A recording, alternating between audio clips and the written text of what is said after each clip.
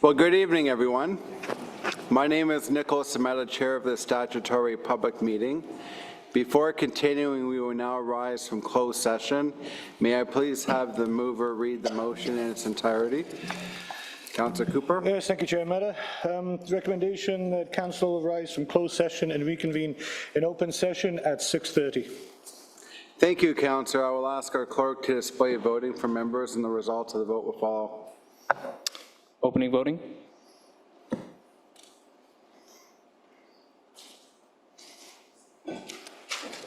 Closing voting.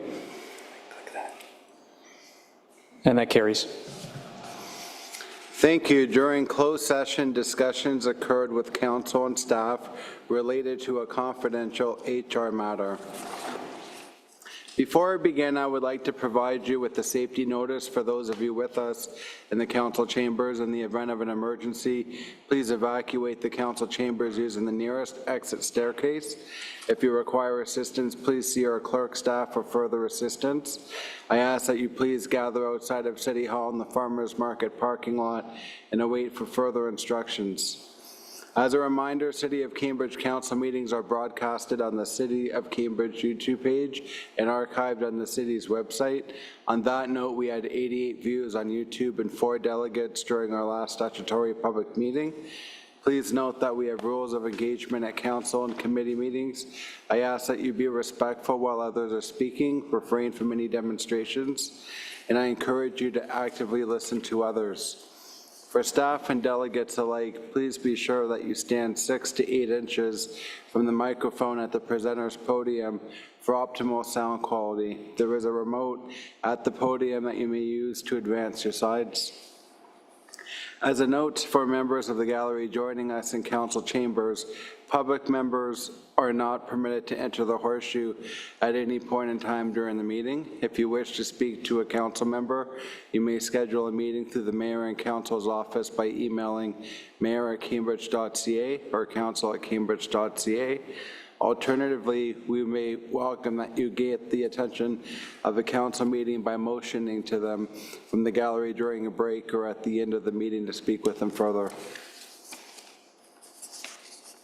Our clerk's team will ask that any public member who enters a horseshoe to return to the gallery. The clerk staff will inform the indicated council member of your request. We have 3 statutory public meetings under the Ontario Planning Act.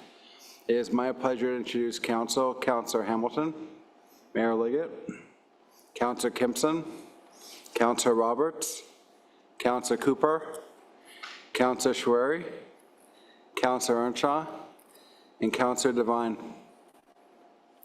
We embrace our shared responsibility with the First Nations people that take care of the earth and its creatures. We can only do so by walking the path as partners stewarding this land, as we have been given the duty together to live in balance and harmony with all living things.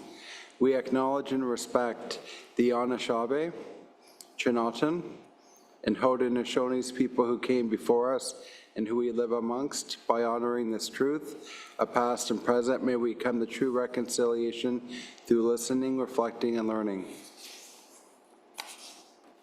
Before we begin, I would like to take a moment to acknowledge and thank everyone for joining us in this meeting. We appreciate your participation. As we come together to serve the community, I ask that we create a welcoming and positive environment for everyone that includes respect, that we listen to each other with care, speak thoughtfully, and engage kindly with one another.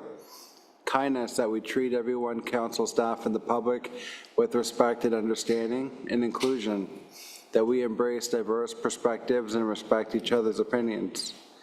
Together we can make this meeting space one where respect, kindness, and inclusion are the heart of everything we do, that this is a safe space. Behavior that is disrespectful, disruptive, aggressive, or intimidating will result in those individuals being asked to leave. As a reminder to members of council that the Municipal Conflict of Interest Act requires members of council to declare any direct or indirect pecuniary interest in relation to a matter under consideration. Are there any declarations of pecuniary interest, members of council? Seeing none, we will move forward with our agenda. We have 3 statutory public meetings under the Ontario Planning Act. I will call upon the applicant to provide an introductory presentation at the beginning of the statutory public meeting. Afterwards, I will call for our pre-registered delegations and then open the floor to any members of our in-person and virtual audience that wish to speak to an item. Members of our virtual audience wishing to speak to the item before us may contact us at clerks@cambridge.ca to receive the Zoom link or text the number 226-218-1184. City staff are on hand to monitor this number and email address during the course of the statutory public meeting. Please note that number is also available on the city website, our agenda, and on the live stream of our meeting located on the City of Cambridge YouTube page. To accommodate anyone requesting to speak from home, Council will take a short 2-minute recess after the public call-out to allow for callers. Each delegate who participates virtually or in person will be allowed 5 minutes to speak. I remind members of Council and the public that there is no debate of the item in the public meeting. I also remind Council that the statutory public meeting item will be before Council a second time with the recommendation report. This process is for public consultation. Council will consider all oral and written comments prior to making a decision on the planning application.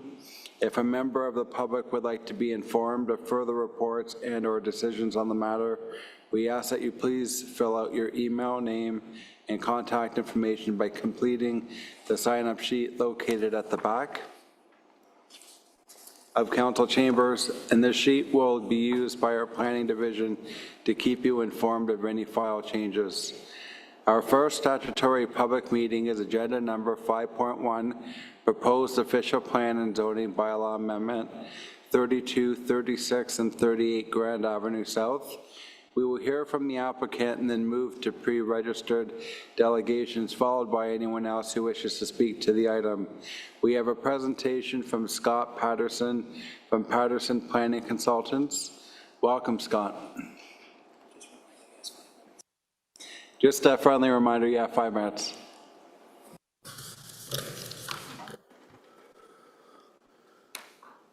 This is a good evening, Council, Mr. Chairman, and members of the public. My name is Scott Patterson from Patterson Planning Consultants. I'm here before you tonight to discuss an official plan amendment and zone change for 32, 36, and 38 Grand Avenue South, representing Grand Avenue Developments, Cambridge, LP. So just a quick air photo of the subject property. It has a lot area of 2,044.8 square meters. George Street South is to the west, Hood Street to the north, the Grand River to the east, Grand Avenue South directly abuts the property on the east side, and St. Andrew Street is to the south. Just a photo of the existing building at 32 Grand Avenue South, being a 2-story buff brick building, currently used as an office. And a photo of the existing building at 36 Grand Avenue South, being a single-story buff brick building as well, currently also used as an office. And lastly, the existing building at 38 Grand Avenue South, which is a mixed-use building with office on the ground floor and residential uses on the upper floor. And again, just a larger photo just to provide greater context. You can see the Grand River on the right side of the page, being to the east of the property and the surrounding area, including the Hamilton Theater and the Gaslight District to the south. So from a planning context, the subject properties are located in a major transit station area. This is a regionally designated major transit station, and the requirements from the regional official plan are for 160 residents and jobs per hectare. The designation promotes intensification within major transit station areas and is to be a focus of growth. Switching to the City of Cambridge official plan, the lands are designated community core area and just outside of the urban growth center. Again, from your official plan, the lands are designated Galt City Center. Again, this is in the Cambridge official plan. And lastly, the lands are designated Galt City Center floodplain special policy area. Proposals that involve an official plan amendment in a special policy area also require approval from the Ministry of Municipal Affairs and Housing and the Ministry of Natural Resources and Forestry. For council's reference, special policy areas are used to recognize existing built-up areas within communities that have historically existed within a floodplain. As part of our submission to the city, a submission was also made concurrently to the ministry, and that's currently under review. All development that is proposed as part of this project is above the regulatory flood elevation, and safe access can be provided. So the current policies of the City of Cambridge official plan, I've highlighted the two policies that are applicable in red. Being in the Galt City Center and outside the Urban Growth Center, a maximum of 2 floor space index and a maximum of 5 stories. And then going further down the page, it's noted as a regeneration area, which allows for a maximum, again, of 2 times floor space index and a maximum of 8 stories. So that's what the current official plan from 2012 contemplates for the development of these lands. And the lands currently have a compound zoning of them of C1, RM1. This allows for both commercial and residential land uses. The F connotation recognizing that it's being in the floodplain. So the proposal as per or before council this evening and for this public meeting is an official plan amendment and zoning bylaw amendment to permit a 28-story mixed-use development. This includes 328 residential units, being 274 bachelor, 1-bedroom, and 54 2-bedroom. On the ground floor, there's 454 square meters of commercial space. 150 parking spaces are proposed, a 6-story podium with a 22-story tower, 83 Class A bicycle spaces being indoor parking or bicycle parking, 6 Class B bicycle spaces, which are the outdoor spaces for visitors. And we would note that there are 16 parking spaces proposed or included that would support the existing restaurant at 44 Grand Avenue South as part of an off-site parking agreement. This is the site plan for the project. The building itself practically takes up the entire site. The purple area is the tower, and the lighter purple area is the podium. There are 2 road widenings, being a 1.75 meter widening off Hood Street and a 0.8 meter widening along Grand Avenue. And just some renderings of the proposed building. This is looking north from the direction of St. Andrews Street. A rendering looking south on Grand Avenue South. And a third rendering showing the building from Hood Street, which is where the access to the structured parking area would be from. As far as amenity areas, there's proposed amenity area on the 7th floor, so above the podium. It includes indoor amenity space, which is the green area, and blue outdoor space. The indoor area includes 7,500 square feet, and the outdoor area is about 8,900 square feet.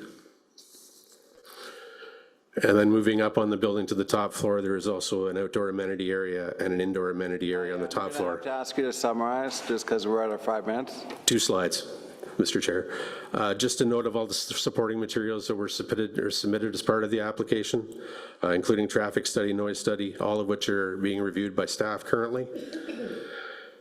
And just a note of what the official plan amendment and the zoning bylaw amendment include as far as requests for amendments. And lastly, just comments that the project is consistent with the provincial planning statement, again, is located within a major transit station area. And in my opinion, the development is appropriate for the site, represents good land use planning, and is in the public interest. And thank you for allowing me to go over a little bit, and I'm here to answer any questions or concerns from council at this time. Does council have any questions? Councilor Roberts? Thanks, Chair Meta, and through you, and thank you for your presentation, Scott. I just have a question about the parking. So you're going to have commercial space. How many of these parking spots of the, well, you said it was 328, but it's really 314, right? Because 14 are for the restaurant next door. Is that correct? Through you, Mr. Chair, there's 150 parking spaces proposed. 16 are allocated to the restaurant next door as part of that off-site parking agreement. So 134 parking spaces are actually allocated for the development. There is no assignment as of right now for the commercial spaces or the residential units. It would be on unbundled parking that could be assigned to either land use. I'm sure you all know the province doesn't require any parking in a major transit station area, but my client believes that it is appropriate and necessary to provide a certain level of parking, and that's why we've got the 134 spaces proposed. Yeah, sorry for my mistake. I was looking at the unit numbers and assuming there'd be one per unit, so sorry about that. Okay, thank you for clarifying. Councillor Hamilton? Thank you, Chair Mehta, and through you. And thank you very much, Scott, for your presentation. I have a few questions, but I'll ask one for now because my colleagues have questions as well. But I know this is in a downtown core area, the Galt core area. Do you have any plans to include affordable housing with any of these units, rent geared to income units? And if not, are there any discussions to contribute to the city's affordable housing fund in lieu of that? Through you, Mr. Chair, at this time, there is no affordable housing component as part of this project. I'm expecting those discussions would come through tonight and would be follow-up through staff. Comments from staff are forthcoming. I'm expecting those after this, once we get comments from yourselves and the public, and there will be further discussions about affordable housing, but as of right now, I can say that there is no affordable housing component included. Thank you. Councillor Swery? Thank you, Chair. Thank you, Scott. I have a question. What is the current allowable, stories in this downtown core area? Through you, Mr. Chair, the official plan designation would contemplate that as it's in a regeneration area, 8 stories would be typically permitted. So that's what the regulations and the policy basis in the official plan would take us in that direction. That if someone was to go strictly with what the official plan allows today, they could support an application potentially for 8 stories. Can I have a follow-up? Thank you. And while I understand construction costs are pushing developers to maximize the units, how are you balancing livability and neighborhood compatibility with 28 stories? Through you, Mr. Chair, that's a good question. I think the entire site is it's a design exercise. There's really no ability, from my understanding, to go underground with parking. Bedrock is approximately 1 meter below grade. So we looked at that option of trying to reduce the building height by going down with parking, et cetera. Again, we looked at the option of doing no parking, which is allowed by the province, are supported by the province.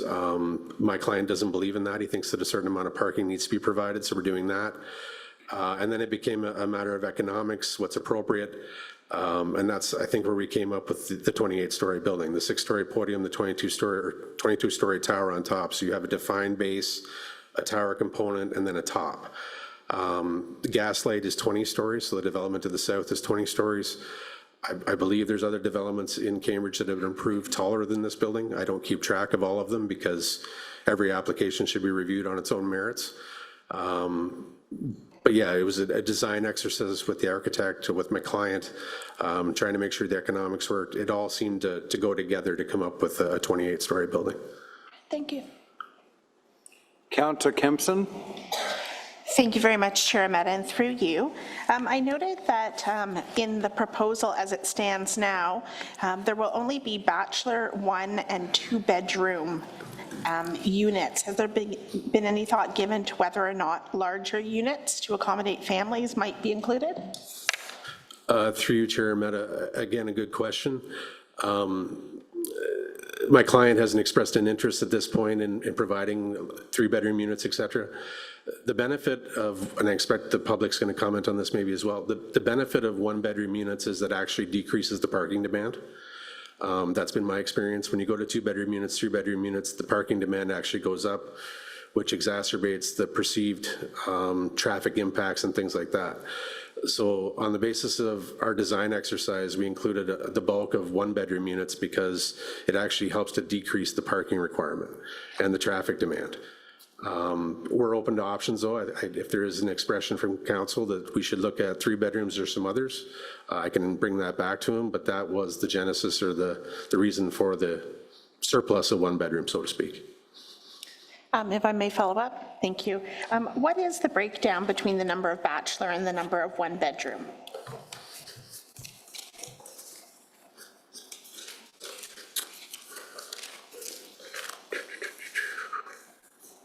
Apologies, 1 second.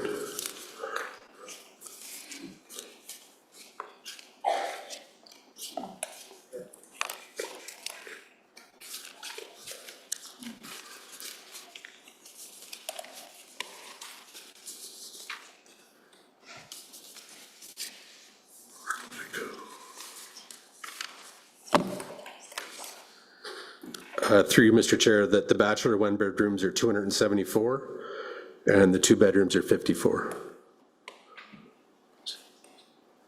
Did that answer your question? So the bachelor and the one-bedroom, what's the breakdown between the bachelor and the one-bedroom? I lumped them into one. I'd have to go back to the actual site plan drawing to calculate that. Okay, thank Yeah. you. Councillor Cooper? Yes, thank you, Chairman. I do have a question, probably multi-part one, but if you'll indulge me, I would like to just address something that was just stated there regarding the reason for the bachelor apartments, that it reduces parking demand.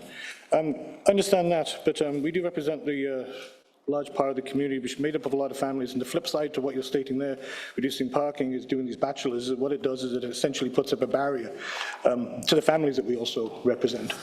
So I'm very concerned about that. I would like to echo what Councillor Kimson was concerned about there with the need for, we do need to cater to more than just the 10% that doesn't need a car or only needs the one car that's on their own. We have families that we are concerned about. But if I can get to our main question, I'm going to go back to the parking issue. I'm correct that while we state we've got 150, but 16 are for the restaurant, we've essentially got 134. Which is 40% of the units that are in there, which means only essentially about 4 in 10 are going to have a spot. I'm concerned, is that including, that's visitors too? If there was any visitor parking, that's included in that 140? Sorry, 134? Through you, Mr. Chair, that's correct. That's correct, okay. So, and my concern is if this is, it seems like you said that this is unbundled parking, which would lead me to believe that you could possibly, and tell me if I'm wrong here, you're going to have scenarios here where essentially these parking spaces could be taken. Somebody could have a parking spot one night that lives here, and they can come back another night, and they wouldn't have one.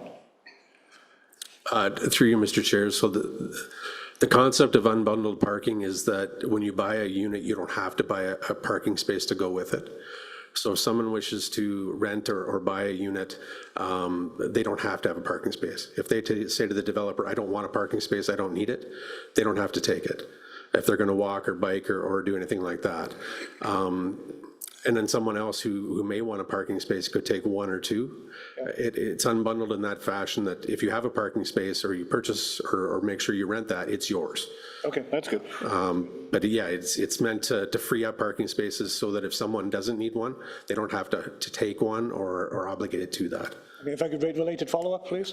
Do you know of any concerns that with this essentially very limited parking and very limited visitor parking, I'm not sure if you're familiar with this area that this is in.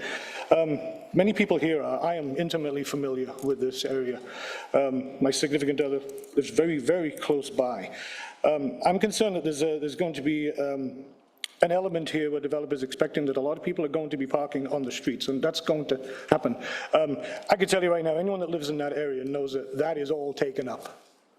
It is all taken up. Trying to get a parking spot anywhere near this area it's very, very difficult, and I'd like to use stronger words. That's why I'm very concerned about the fact that while I understand this is in a major transit Sorry, area, do you have a question, Councillor Cooper? yes. There will be plenty yes, of I time get for what you're getting at comments. here. I'm concerned as how they think that this is an appropriate level, even though I understand that they're permitted to do this. They could have zero parking level. It doesn't mean just because you can, doesn't mean you should. I'm very concerned about this. So how would they justify what's going to happen with the parking when consider what's going on there and the incredibly low levels that are going to be present here? Through you, Mr. Chair, I appreciate the comments. I'm not sure the proper answer for that, to be honest. I've read the comments, the written comments that were provided from the public. I was expecting, particularly this comment from you. Every time I've appeared before you, there was questions about parking. And I know this council is concerned about parking. The reality is that it's not required. The province doesn't require it. We're trying to get people out of their cars. I am happy to take these comments back to my client and see what can be done. What I can tell you is we can look at it. But the genesis or the reason for major transit station areas is to try and get people not to use cars and to get them to walk and bike. So if it's an influx of providing more bike parking, or if we need to encourage walkability and things like that, that's the reality of what's, I think, going to happen. And I suspect council's going to see more and more of these applications that have very limited to no parking in major transit station areas. Not saying it's right or wrong, but that's the direction as a planning consultant that the province has instructed me to try and lead towards as well. So that's something I have to grasp and react to, and I'm looking for direction from your staff and what they think, and from this council and what they think as well. So I appreciate the comments. Councillor Devine? Yes, thank you to the chair. I was going to bring up the parking as well, but it's been covered quite well. But I have another question here for you. You can't go underground for parking because of the bedrock, is that correct? Through you, Mr. Chair, yes, that's correct. Okay, so the podium, that's going to be 6 stories. How many floors of that podium are going to be parking? Through you, Mr. Chair, the floor plans for this project were submitted. The 6 floors include, well, the commercial level on the ground floor. There's naturally the maintenance rooms and things go along with a building of this nature. There is a mix of residential units incorporated with the parking. So it's not just 6 floors of straight parking. There is residential units that actually are intertwined with the parking to provide that facade that has active space. That's an urban design factor where you just don't have the parking levels, you actually intertwine the residential. I don't know the exact numbers, but I know on the plans we've included residential mixed in with the parking to try and break that up and screen the parking and all the other things that urban design would speak to. Follow-up? If we're going to have residents and parking on the same floors, how are we going to handle the CO2 problem, the carbon monoxide problem from the vehicles? How does that get handled? Through you, Mr. Chair, that's, again, a good question. I'm not an architect. That I think is something staff will be taking notes on this. This is something we'll have to report back to you. It'll be a building code, architectural design issue. I can't speak to it myself, but it is something, yes, we'll have to address, for sure. I would think it's a huge issue. Thank you. Councillor Hamilton? Thank you, Chair Mehta, and through you. Hi again, Scott. My question has to do with where the exit would be for the parking garage. So would that be out onto Grand Avenue South, or would that be out onto George Street South, or would you have 2 exits, or how would that work? Through you, Mr. Chair, the exit for the parking garage is actually to Hood Street, so it's on the north side of the building. The building elevation shows that entrance door going from Hood Street. The property doesn't have frontage onto George Street South, so we can't have a secondary access through there. And we do not currently propose a vehicular entrance or exit out onto Grand Avenue South. All vehicular traffic would be off the side streets, so off Hood Street, and the commercial uses would face towards Grand Avenue and activate that streetscape. So everything's off Hood for vehicles. Thank you. Thank you, Chair. Sorry, some more questions. I'm looking that the square footage is around, for the bachelor, about 500 square feet, and the 2 bedrooms about 660. Who would be the intended market for these bachelor and 1-bedroom units? Through you, Mr. Chair, there is no intended market. It's wide open, so it could be catered to singles, couples, professionals, seniors. Anybody could be free to live in this building. It's not being, in my opinion, and I haven't been instructed from my client to try and design the building or get approvals to cater to one segment of society or one group. As far as I can tell, the building would be open to anyone who wished to reside there. Thank you. I guess if I can just explain my question, because when you start to build something like this, I'm curious, you don't just build a lot of of bachelor and one bedroom unless you've already done a study and there's a specific target market that you feel you would be able to sell these. So that's what I was wondering, if you did such a study and what you found would be a good target market, but I guess not. Through you, Mr. Chair, a study was not done to the best of my knowledge. My client is a developer who's done a lot of projects, a lot of residential projects and commercial projects. I believe they understand the market just from their history of doing development. So I'm taking their lead on the design of the building and the type of units that they're including. Okay, thank you. Councillor Roberts? Thanks, Chair Ahmed, and through you. In this neighborhood, there's a lot of heritage homes, specifically some directly beside where this proposed development would go in. Some of them are, over 100 years old. So what sort of protections would be in place for those homes to ensure that there's nothing damaged if a construction project of this level was going to happen, within mere feet of these very old homes? Through you, Mr. Chair. So the development of any type of development like this in an existing neighborhood, the onus is on the developer, naturally. Vibration, anything resulting from construction, things like that to mitigate impacts on surrounding properties, existing properties. So that would come through the building permit process, through site plan approval, and just the general construction of the project. The onus would fall on the developer to make sure that we're not impacting any surrounding properties. I would suggest one of the benefits of this project is we're not excavating for underground parking if this were to get approvals, at least under the current proposal, so that you're not underpinning or going under anyone else's foundations and things like that. So, but the onus does fall on the developer to make sure that surrounding buildings are protected.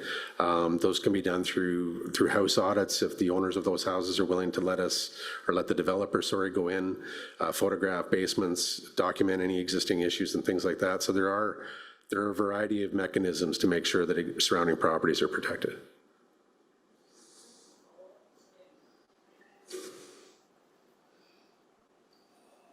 Thank you, Chair Mehta. So, sorry, just to clarify, they're looking to build a 28-story building with nothing holding it to the ground? Is that what you're saying? There would, sorry, through you, Mr. Chair, naturally there would have to be the supporting columns, the foundations and things like that. But those could be done specifically, depending on the method of construction, without excavating the entire site and requiring shoring to dig down. So in any typical apartment building where you have underground parking, you're shoring right to the outside limits, you're going straight down, you're potentially underpinning neighboring foundations and things. In this instance, I don't know the type of construction methodology they're going to use, but it should be less impactful than if they were doing that. But yes, naturally there will be things going further beneath the building to support the building, whether it's a slab or individual piers. I don't know the methodology yet of what construction method they propose. Okay, thank you. Councillor Kimpson? Thank you very much, Chair Ahmed, and through you. Back to parking. As we look at the parking, we've got 134 spaces that are going to be available for residents, visitors, and people accessing the commercial tenants. Is that correct? Through you, Mr. Chair, that is correct.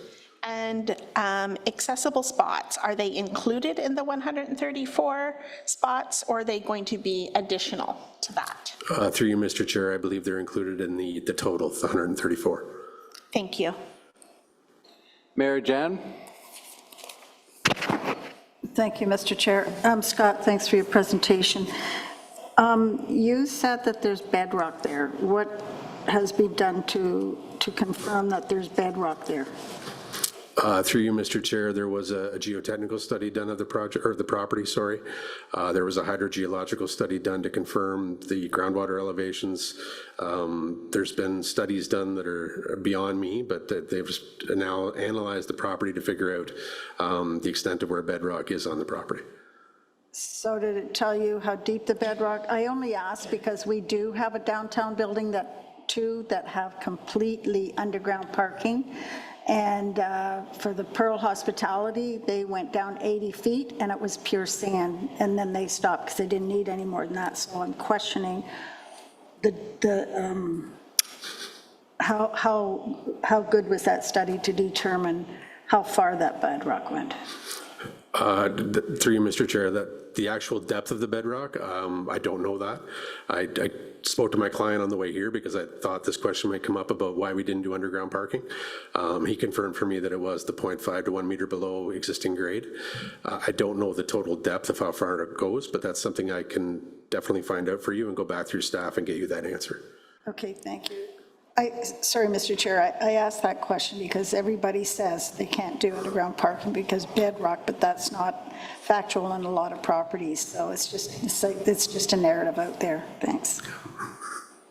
Valid point, Councillor Earnshaw. Thank you, Chair Armetta, and through you, Scott. The city was the beneficiary of some funding through the Housing Accelerator Fund for a number of projects, one of which was a housing needs analysis. I have a dim recollection of it, but the recollection I have is that the greatest need was for family-sized accommodation, not bachelor in one bedroom. So I'm coming back to that, but my question is whether you or your client have studied our housing needs analysis in preparing the plan. Thanks. Through you, Mr. Chair, I will admit that I have not. Again, I took the direction for the unit mix from my client and what he proposed and what he thought would be viable for the property. And then my experience would show me, again, one bedrooms helps with parking situations and stuff. Again, through you, Mr. Chair, I'm more than happy to go back to him and explore the options for 3 bedrooms, anything to accommodate families, and to see what can be done.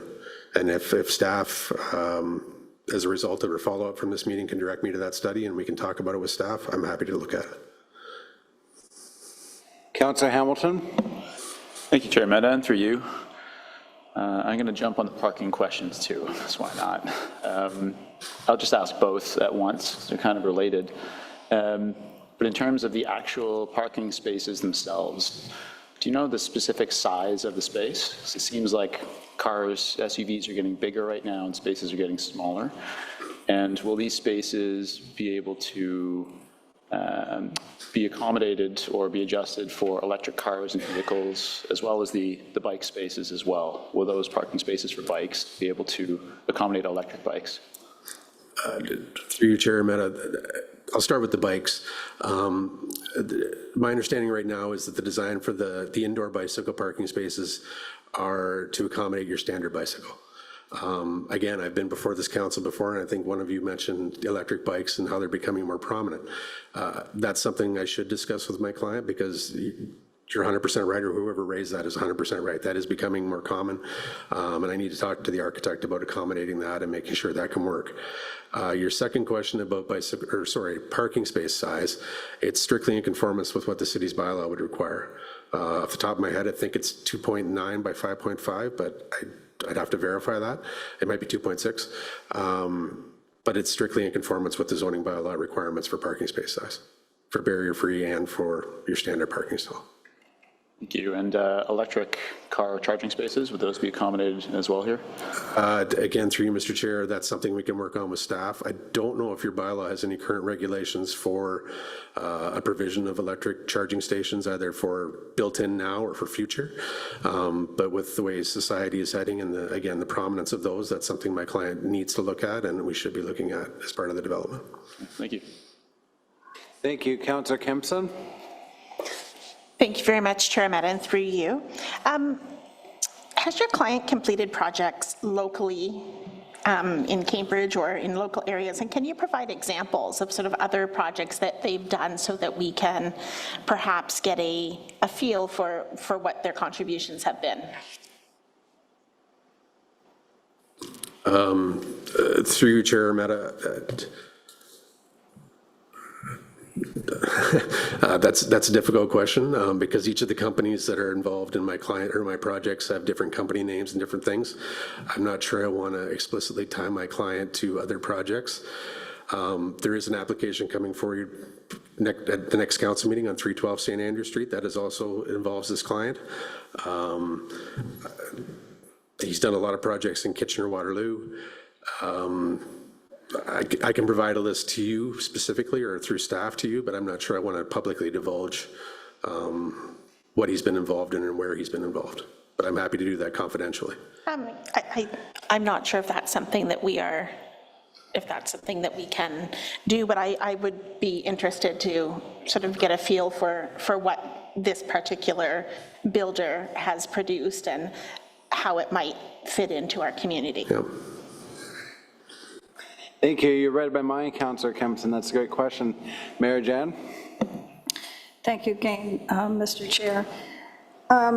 Seeing as these are, people call these old buildings, but they're heritage buildings, can you tell me if your client has considered incorporating these into his design? And I say that because we were recently at FCM in Ottawa, and the hotel we were staying at had 4 or 5 buildings where they did not change the street frontage at all. The buildings were incorporated into this big, huge hotel, and it was magnificent. So the streetscape was not lost at all. So has your client considered that? Through you, Mr. Chair, what I can advise is that there was a cultural heritage evaluation report completed and a heritage impact assessment to evaluate these buildings using both the Heritage Act criteria as well as the City of Cambridge criteria from the official plan. The buildings on site did not meet the qualifications on the consultant's findings for designation or for retention. And on that basis, my client did not consider keeping them on site. But again, staff have not provided comment on that study. We haven't gone down that path yet to see how your staff respond. But the simple answer is no, my client did not consider keeping the buildings as part of the project. The front facades? Okay. Councillor Hamilton? Thank you, Chair Mehta, and through you. My question has to do with the amenity spaces. I think you mentioned there's a larger one on the 7th floor and a smaller one maybe on the very top floor. Can you define what exactly that is and what that would incorporate? Because we've had a few proposals to us lately where the amenity space is simultaneously a gym, a meeting room, and a party room all at once. So what would, I don't know if you're far enough along in site plan, but it's great to have amenity spaces in any building. We need more, not less. But what does that actually mean in this context? Is it a gym or a party room, meeting rooms, or has that not been decided yet? Through you, Mr. Chair, it has not been programmed yet. I alluded to the numbers. So I think on the 6th floor, there's over 7,000 square feet of indoor amenity space. The floor plan currently shows that divided up into multiple rooms, but it could be programmed in any fashion. And then there's a smaller indoor amenity space on the top floor, but lots of outdoor space. The programming of those spaces, I think, would come through the detailed design of the building and more of the detailed involvement of real estate agents and things like that to try and figure out what the market is requesting, what we need, whether it's movie rooms, party rooms, gyms, all those types of things. Based on the floor plans, the actual maintenance and HVAC rooms and all that stuff are not part of that. They're on separate levels. So I'd like to assure council that we're not trying to put amenity rooms in and fill them with HVAC units and things. But yeah, the programming of them in detail has not been occurred, but I think you could expect a similar type of provisions that you'd see in other developments, gym, party room, meeting rooms, accommodating people who work from home but need a meeting space, things like that. That'd definitely be part of this product to make it viable and something that is actually saleable. Right. Thank you. Councillor Roberts? Thank you, Chair Mehta, and through you. You had said when you were showing one of the slides that basically the building would take up the entire site. So is there going to be much permeable surfaces or grass or landscaping at all, or is it basically just wall-to-wall building on the entire site? Through you, Chair Mehta, the bulk of the site is covered in building. The podium basically takes up the entire site. I think you might have it in front of you. Yeah, there is a bit of green space on that'd be the west side of the building and the south side of the building, but it is limited. The building does take up the bulk of the property. Okay, thank you. Councillor Kempson? Thank you very much, Mr. Chair. If one were to assume that we went through this process sort of as per the appropriate timelines, is your client prepared to begin construction right away as soon as approvals are received? Through you, Mr. Chair, pending successful completion of an official plan amendment and a zone change, this project definitely requires site plan approval. We can't start the site plan approval process until this process is complete. So it would have to go through that and then be building permit, et cetera. I have no firm timeline on construction based on the process we're in right now.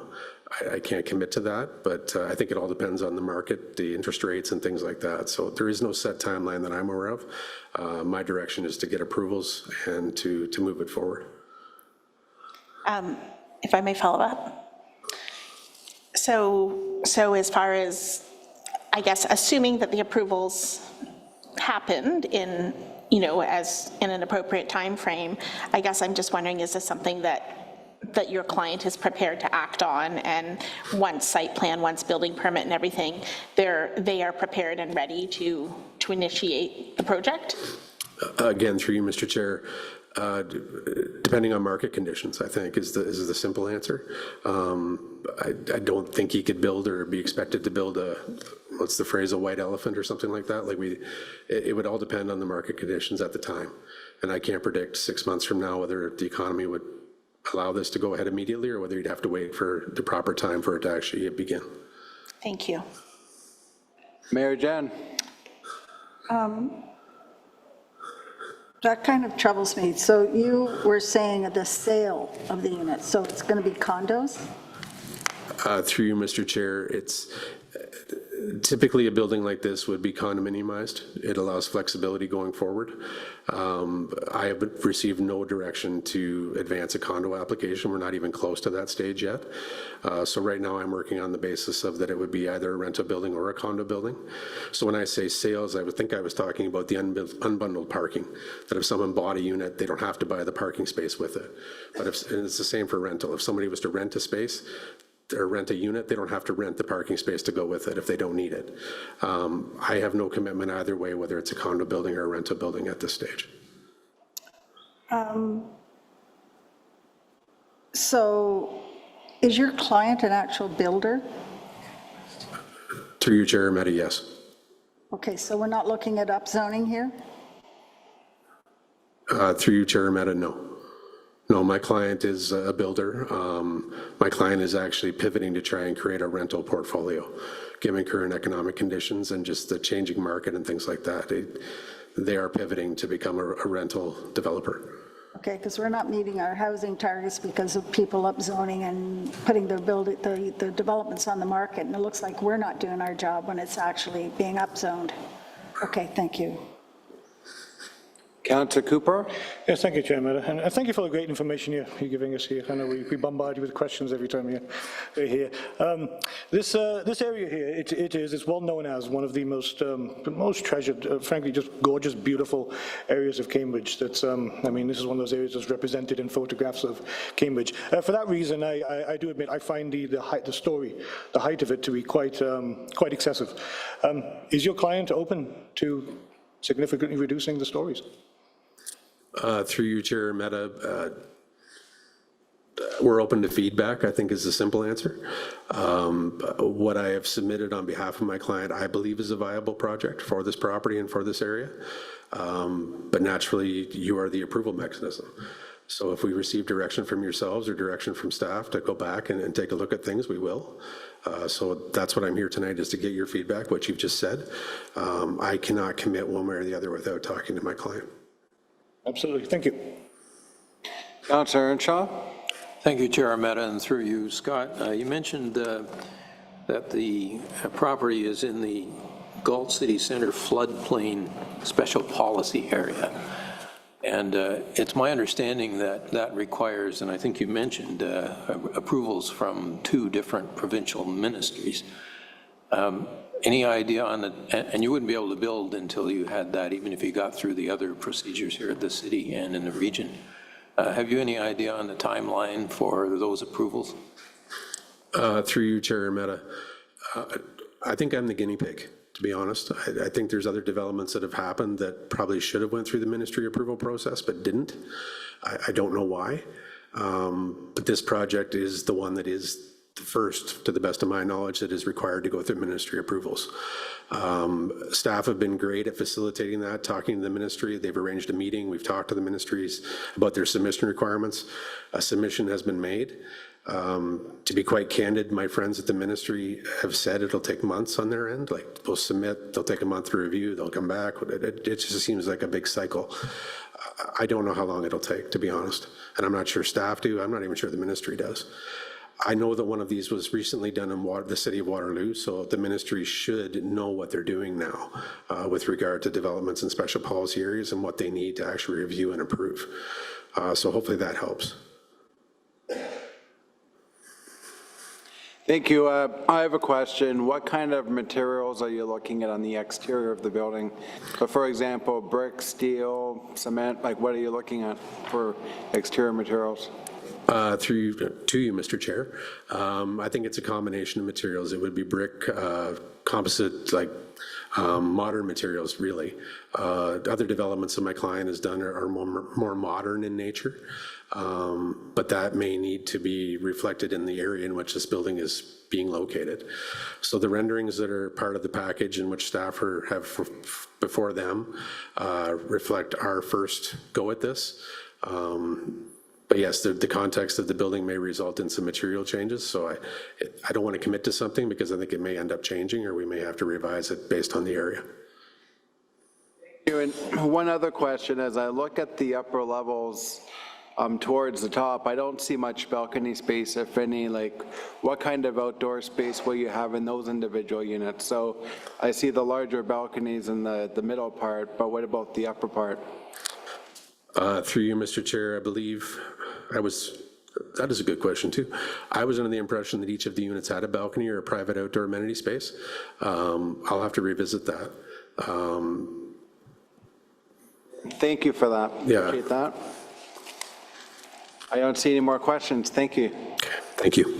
You're welcome.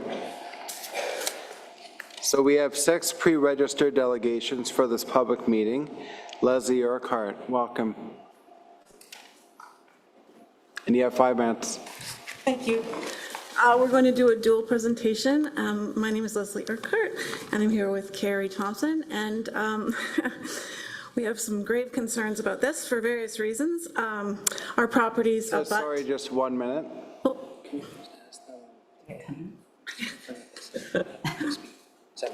Did you register to speak separately? We're both separately registered, yes. Yeah, so you'll have your opportunity right after. We'll just do one at a time. Perfect, that's great, thank you. Anyway, hello, council staff, chair. We're here based on some grave concerns regarding our location with the proposed development, and as I've heard Mr. Patterson or the group talk, I've got more questions than I even considered. So in essence, what we're here for is we have grave concerns about parking, infrastructure that's there, noise, just overall location, height. If the building itself takes up the entire property, it literally will be in our backyards. So we will have no space between the building and our properties as well. As you know, it's a very historic area. There's a lot of historic homes and the sculpture garden, the Horticultural Society, McDougall Cottage. All of these buildings are very delicate, shall we say, in terms of foundations and so on. So I would really like to know more about the builder himself or themselves. And it seems to me that there's a question that the person that owns the property is even a builder, as we don't have any examples of things that they've done. So I guess we have concerns in that regard.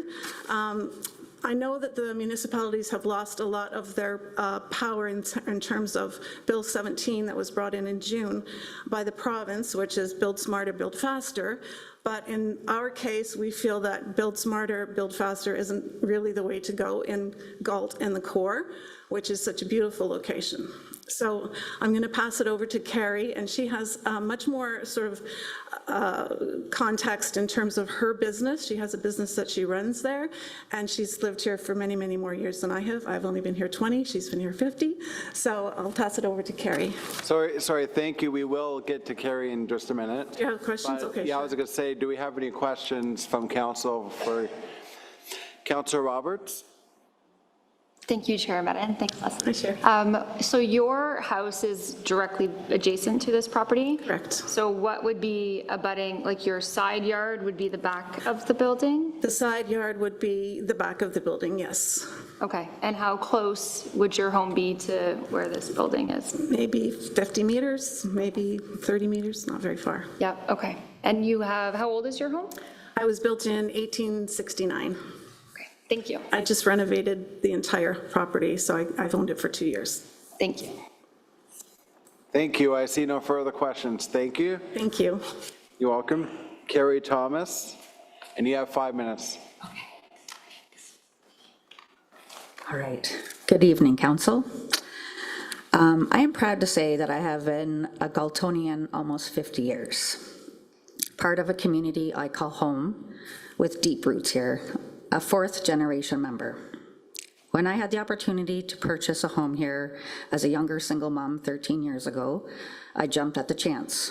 I bought a stone cottage, which is number 6 and number 8 St. Andrew Street, built in 1848. It has 3 dwellings within the sale. It was a great start to both live in, to use as a rental apartment unit, and as well as a commercial space to use as a small business owner.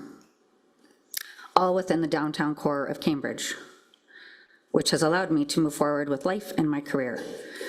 We have such beautiful, unique properties here in Cambridge that house successful business and business owners, affordable and profitable chances for entrepreneurs. Not everyone can pay for higher rents in the downtown core of Main, Water, Dixon, and Ainsley Street. The 3 proposed homes and businesses to be removed on Grand Ave are the same rare spaces that occupy up to 12-plus affordable small businesses and apartment rental units. And the most important, as we've all been talking about, is parking. These buildings all come with parking. The highly sought of aspect for any business. It has multiple parking spaces for each home. Parking is a huge commodity for anyone downtown, especially the Hamilton Theatre, Gaslight District, Barnacle Bills, Mai Tai, and myself included. It is so rare to have these types of buildings left in the downtown core nowadays with well-kept properties, parking, and lovely curb appeal for customers, patrons, and visitors. Grand Ave is a substantial road with many small businesses that house all of these special attributes. It is this that I hear from residents that say what they admire most about Cambridge, the little village on the water, and with its amazing architecture that brings tourists here, movie sets, and patrons to businesses. If we continue to tear down what makes Galt beautiful and historical and one of a kind, we will be a concrete jungle like other boring cities with no small hometown charm and feeling that many residents move here for, and they continue to want to stay here for longevity. It's why Galt is Galt, rich in history and culture. I realize there needs to be affordable housing, but there also needs to be affordable business opportunities to keep people, both young and old, to stay here and to grow new and deep roots. These homes on Grand Ave are not dilapidated or run down. They are chances for other entrepreneurs to have the same rare opportunity to own a business like I do. This proposal of the 28-story high-rise is in the backyard of our 1-story cottage. I truly don't see how the development could even be built on the land it's proposed on. Losing these precious buildings would be a huge loss to Cambridge. In my opinion, there are more appropriate areas within the city to build upwards. Protecting the integrity of the Grand River and buildings close by should be crucial to the long life and durability of our city. Recently, just having Cedar Street closed for 2 weeks created traffic jams with transport trucks commuting through the downtown core. I listened to car horns, drivers cussing at each other, and road rage, as well as a water line in my basement letting go from all the vibrations of heavy trucks. Our old foundations on St. Andrew Street, I do believe, will not be able to take on a massive construction of this magnitude. Our street is a main artery for fire trucks, ambulances, city and school buses, already at at a tight capacity during high-volume times. I don't know where you would house a crane, a cement trucks, or other transport trucks bringing in the materials for this development. In my opinion, some things are better left as they are, just rare, unique, and historical. Thank you for your time. Thank you. Are there any questions, members of council? Sorry, we don't allow clapping, just to keep the chamber neutral, that all viewpoints are welcome. Are there any questions, members of council? Seeing none, thank you. Appreciate it. Ruth Exon, welcome.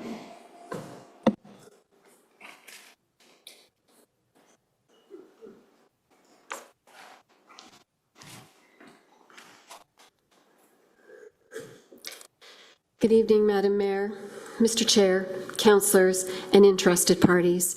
Thank you for this opportunity to speak this evening. My name is Ruth Exon, and my husband and I have lived in Cambridge for over 40 years. We raised our family here in Galt, and we love our city. We appreciate its old world charm with all its stone buildings, the beautiful river, and its vibrant arts community. This is our home. However, the last 15 years, I have lost my confidence in our city's ability to plan, vision, and be transparent about shaping the vital growth of our city.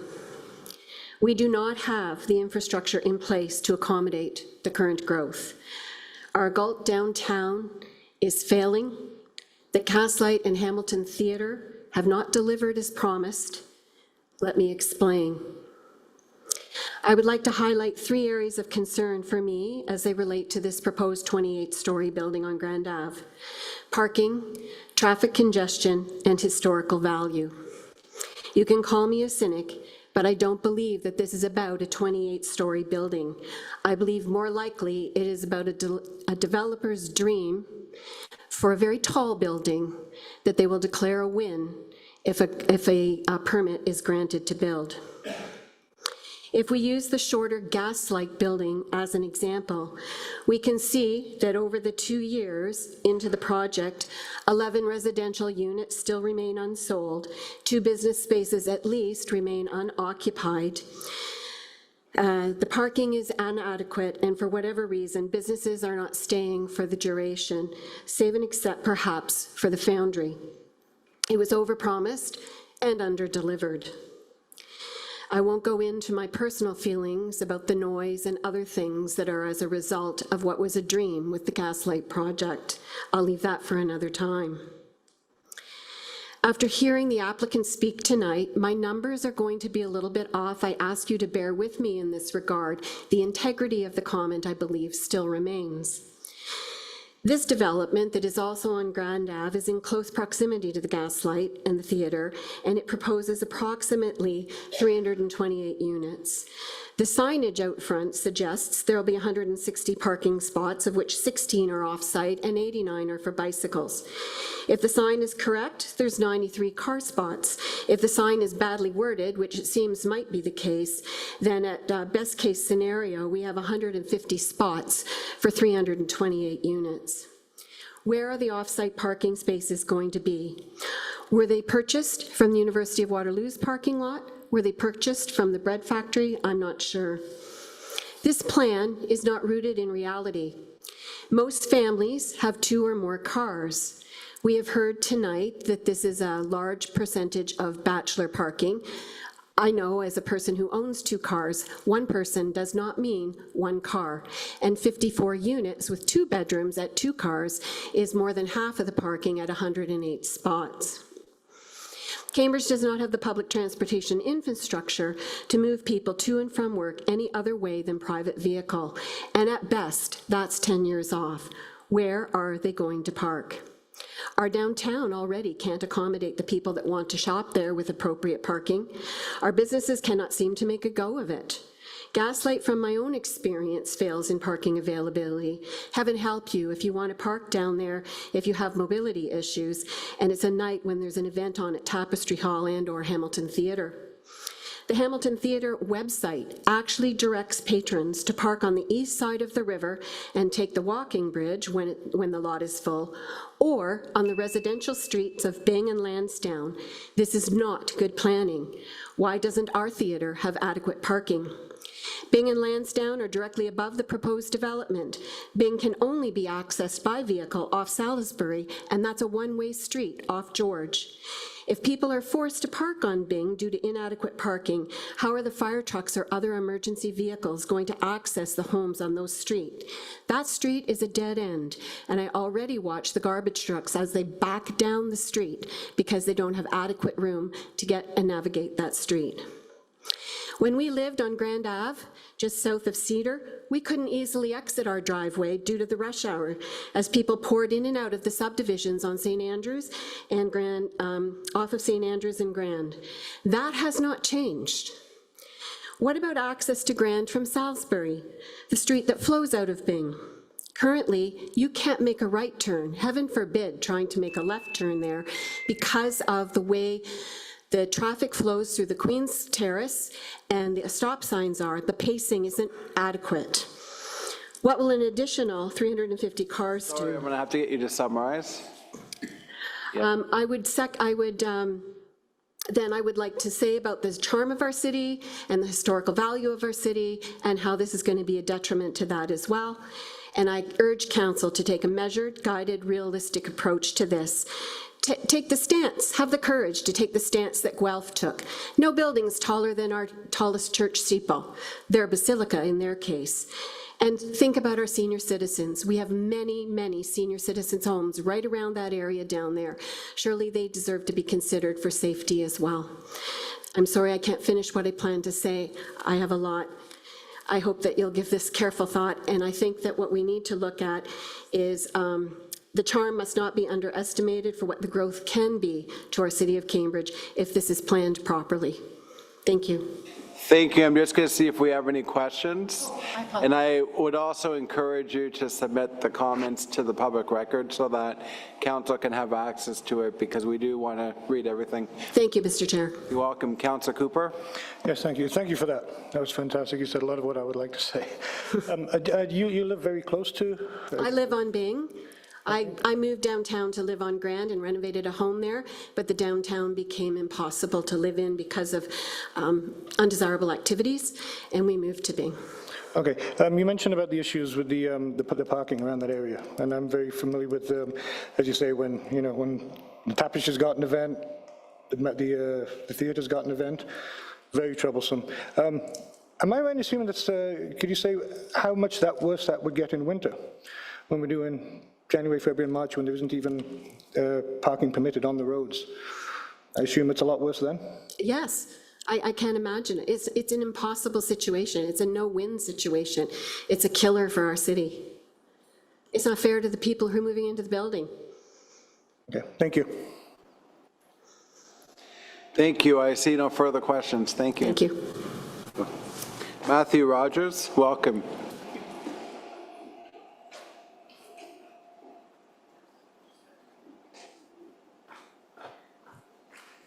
And you have 5 minutes.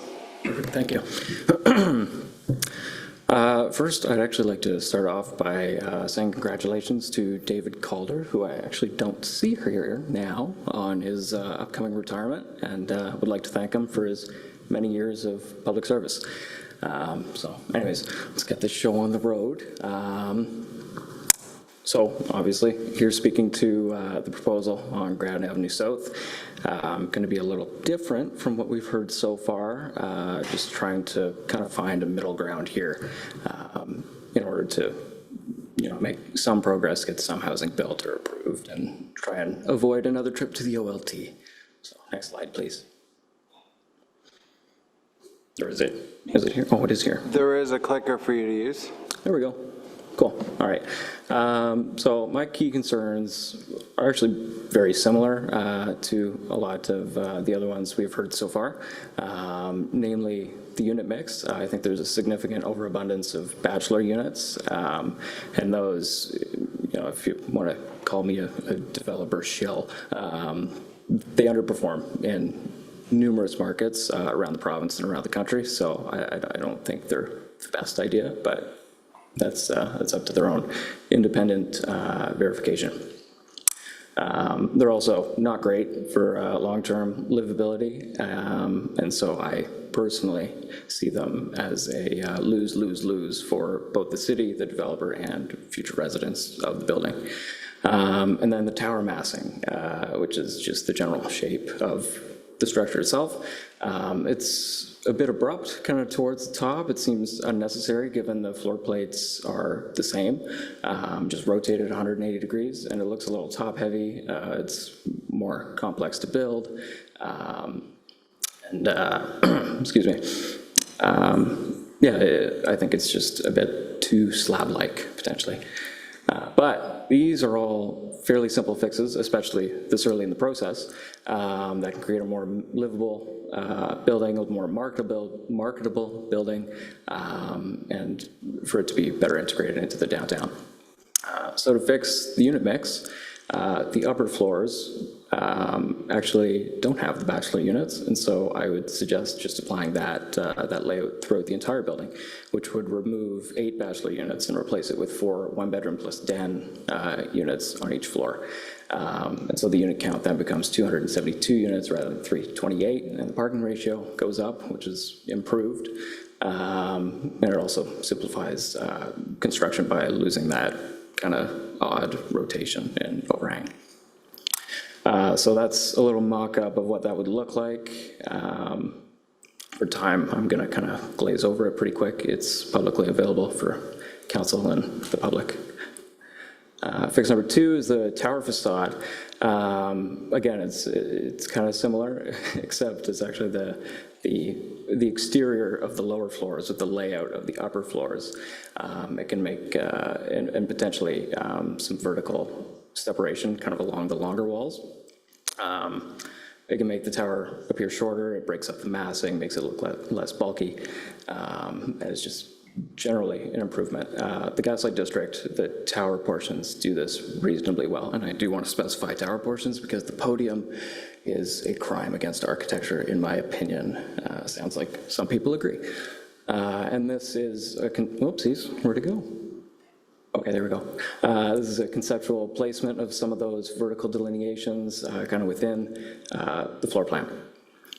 And there's a conceptual markup. The vertical delineation is on the right, and then I've also given thought to utilizing more brick along the facade, because then you might not need the verticality elements so much. And yeah, I mean, I love brick too, so a little biased in that way. And I also think it makes more sense in the context of the area. Fix number 3, elevators. There's an unwritten rule in the building community that 1 elevator per 90 to 100 units is going to deliver reasonable response times. You can go higher than that with high-speed motors, but those are more expensive, harder to procure, all that fun stuff. So with some of these suggestions so far, you can reduce the unit count to get closer to that, and then you can add bigger units if you want to do that further. And so I'm proposing kind of a yes if. We need to stop with this going straight to the negative, or else we're just going to guarantee a poor outcome. We've seen it happen time and time again, and it needs to change. So my personal concerns are, yes, if the unit mix meets the community and market needs, if the tower massing is addressed, if decent elevator ratios are achieved, and if the addition of some larger units, so that's more 2 bedrooms and maybe some 3 bedrooms as well, are incorporated. Thank you. Happy to take comments. Thank you. Are there any questions, members of council? Mayor Jan? Hi, Matt. You seem to be proposing that we support this. Do you live in the neighborhood? I don't live adjacent to it, but You live in the neighborhood? No. Thank you. Okay. I just wondered why if you lived there. I would like to live in the neighborhood, I will say that. Thank you. Thank you. I see no further questions. Thank you. John Reed. Welcome, John.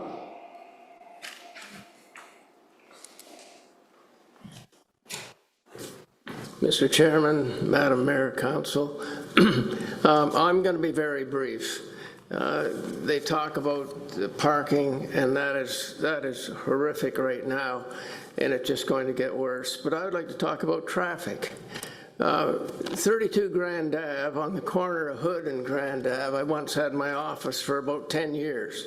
And I can assure you, back in the 80s, that anybody going off Hood onto Grand Ave trying to make a left going north, you heard brakes, you heard horns, and that is just going to, you've blown apart if this goes through. If you have 5 or 6 cars on Hood Street, you have congestion. It's a small little street, and cars going in and out, it just can't work. It can't work. And I'm a witness to that because my office is there. And so I can't really imagine the amount of traffic if they have, let's say, 150 cars in that building. It just won't work. There's my presentation. Would anybody have any questions? Thank you. Are there any questions, members of council? Seeing none. Thank you. Our next delegate is Colleen Boland, and she's a virtual delegation. We're just bringing her in. 1 minute.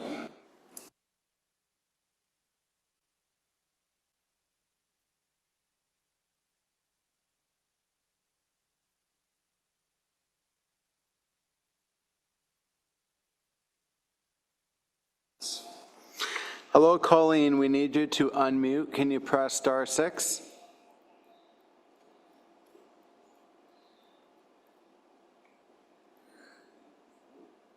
Okay. Hi, this is Chair. Hi. How are you? I'm sorry, I didn't hear you. Hi, can you hear me now? This is Chair Armetta. Yes, I hear you now. Great. You have 5 minutes to speak. Okay. Good evening, everyone. I wish I could have attended the meeting in person, but my holidays were already booked prior to this, and I'm currently out of the province. I believe I'm one of the longest standing residents on Grand Avenue South. We have been here approximately 30 years. My husband and I own Barnacle Bill's Fish and Chips just across the street from the proposed development. We actually lived above the restaurant from 96 to 1999, and we are in the process of moving back there this summer. We absolutely love the area, with the sculpture garden on one side of us and the horticultural gardens on the other. I walk my puppy through the gardens every day, and I especially love my Sunday morning walks, listening to the church bells and enjoying the view from Craig's Walk over the river, admiring the church steeples. Now you can see where this is going. For someone to compare the height of our magnificent, beautiful steeples to an enormous concrete skyscraper is absolutely ridiculous. You are destroying the beauty of our historic town. We, the residents on the west side, have very limited access to the rest of the city with just 3 bridges across. When just one bridge is closed, the traffic is horrendous. We need to keep access for our emergency services. At retirement age, now we think more of our hospital access and how an ambulance would reach us. We've seen many developments come to the west side over the years, both residential subdivisions and commercial highlights, like the Hamilton Theatre and more recently the Gaslight District. Both of these developments are absolutely amazing, and we all work well together, except for the traffic issues. Our street is so busy now with so many more people, everybody racing to beat the traffic. I personally have approached the city several times to get a crosswalk at the corner of St. Andrews and Grand. It's currently a 2-way stop, but it's the wrong 2 ways. I have suggested it be a 4-way stop. This would calm traffic and help people cross our streets safely. Currently, you're literally taking your life in your hand trying to cross here. The region's traffic studies are absurd and they're bogus, in my opinion. The idea where they're putting the new pedestrian crossing, it doesn't make sense where it's going at all. I live there and I know what's needed. Why waste money on studies that you sugarcoat and lie about to get what a certain group wants but doesn't need? I have seen our street closed and my driveway blocked, and I have the photos to prove it, which should never be allowed. Parking is a major issue in our area. There simply isn't any. I tried to build on a small addition to our property for a walk-in freezer, and I got denied because I didn't have enough parking spaces. Last time I checked, frozen fish didn't drive and require parking. They were worried I could take out the freezer again one day and make more tables. You can't make this up. It really did happen to me. And now they want to add skyscrapers downtown without enough parking, a half of a parking spot each. You say we're near local transit? We have a bus. We don't have a GO train. We have a bus. I've been asked several times to rent spaces to residents over at the Gaslight. Yep, they don't walk anywhere. Most people over there have 2 cars. So maybe I should close my landmark business and turn it into a high-rise parking lot. To sum up my rant, to keep everyone safe, before you add any more developments on the west side of the river, I implore you to have enough parking and traffic calming remedies. Please remember, our 100-year-old infrastructure can't keep up to corporate greed. Safety first. I heard your beep, so I'll stop. Thank you, and you have great food as well there. Mayor Jan? You actually had more time. You had 50 seconds still to go. Did you finish speaking? Yeah, that's fine. I think I got my point across. Oh, okay. There's no, the real issues are parking and traffic. Okay, thank you. Yeah, I enjoy your breakfast and your fish and chips, so thank you. Thank you for being here. But I have a question. You had mentioned the crosswalk. Was it the city or the region that you approached? I believe both. Okay. The first time I went, because the theater, they have like 1,000 people a day. So a few weeks ago, maybe a month ago, it might have been the region I called. Okay. And they said they did a study, but when they did it, the theater wasn't open that day. So like, you missed 1,000 people. Okay, so that would have probably been the region, since that's a regional road though, so, but our staff is here. It is a regional road. Yeah, they'll take that away then, okay. I just wanted to ask who you'd connected with. Our staff will take that away from your comments tonight, thanks. Okay. Councillor Cooper, you have a question? Yes, thank you. And I too have to say I enjoy breakfast at your place a lot. I love it. Thanks, Adam. I'm just curious. I know that I've actually seen multiple times there's the parking lot that's just right next to the Craig's Crossing that serves the apartments there. That's on the other side from the Gaslight District. I mean, I've actually seen three tow trucks out there taking vehicles out because of the issues with the parking there. Do you have that same issue with your little parking lot for your store?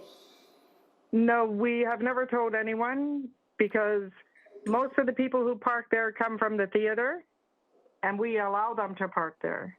Most of them eat at our restaurant, and if they don't, they're seniors crossing over. And I've had to go out and help them cross myself because it's too busy. I see. That's very kind. They do park in our lot all the time, yes. The city has meetings at the theater, and they take my whole parking lot. So explain that one. They've taken every spot I have. Yep, right around my whole building. But have I complained? No. But I need something done for that traffic. I need people to get across that street. And I've tried multiple times, and I can't do it. Yeah, well, you've got, I mean, the region's just putting in, they're literally right now finishing off the crosswalk right in front of the Gaslight District there, so hopefully that... I know, but that's not where we need it. We need it down on the corner. We need it for the theater. Nobody at that Gaslight is coming over here. And the people from the theater are not going to walk up to the end of the street and back again. Yeah, They're mostly old people. We have a Mayor Liggett who's on regional council, so I'm sure she'll take that. Thank you. You're welcome, Jim. I hope so. Mayor Jan, you had a question? Say that staff will take that to the region, not me. Thank you. Thank you. Thank you. Are there any other questions? Seeing none, thank you. Enjoy your vacation. Okay. Thank you. Have a good night. You too. So Bye. I will now call for additional members of the public who would like to speak to item 5.1, proposed official plan and zoning bylaw amendment 32, 36, and 38 Grand Avenue South. If you are with us in person and wish to speak to this item, please feel free to raise your hand. If you are attending virtually, you may text us at 226-218-1184 or email clerks@cambridge.ca. During the break, our clerk will advise if we receive requests to speak virtually, and I ask for your patience while we await the delegates. So we're taking a 5-minute break, and we'll be back in 5 minutes.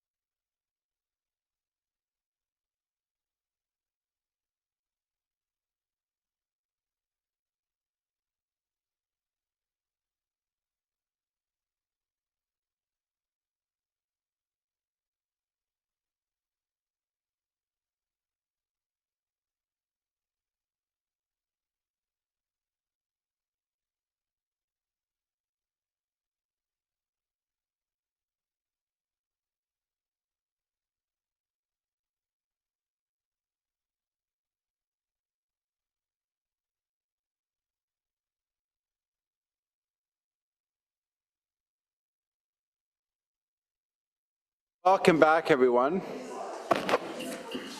We did receive more delegations over the break. Our first one is Katie Doobie.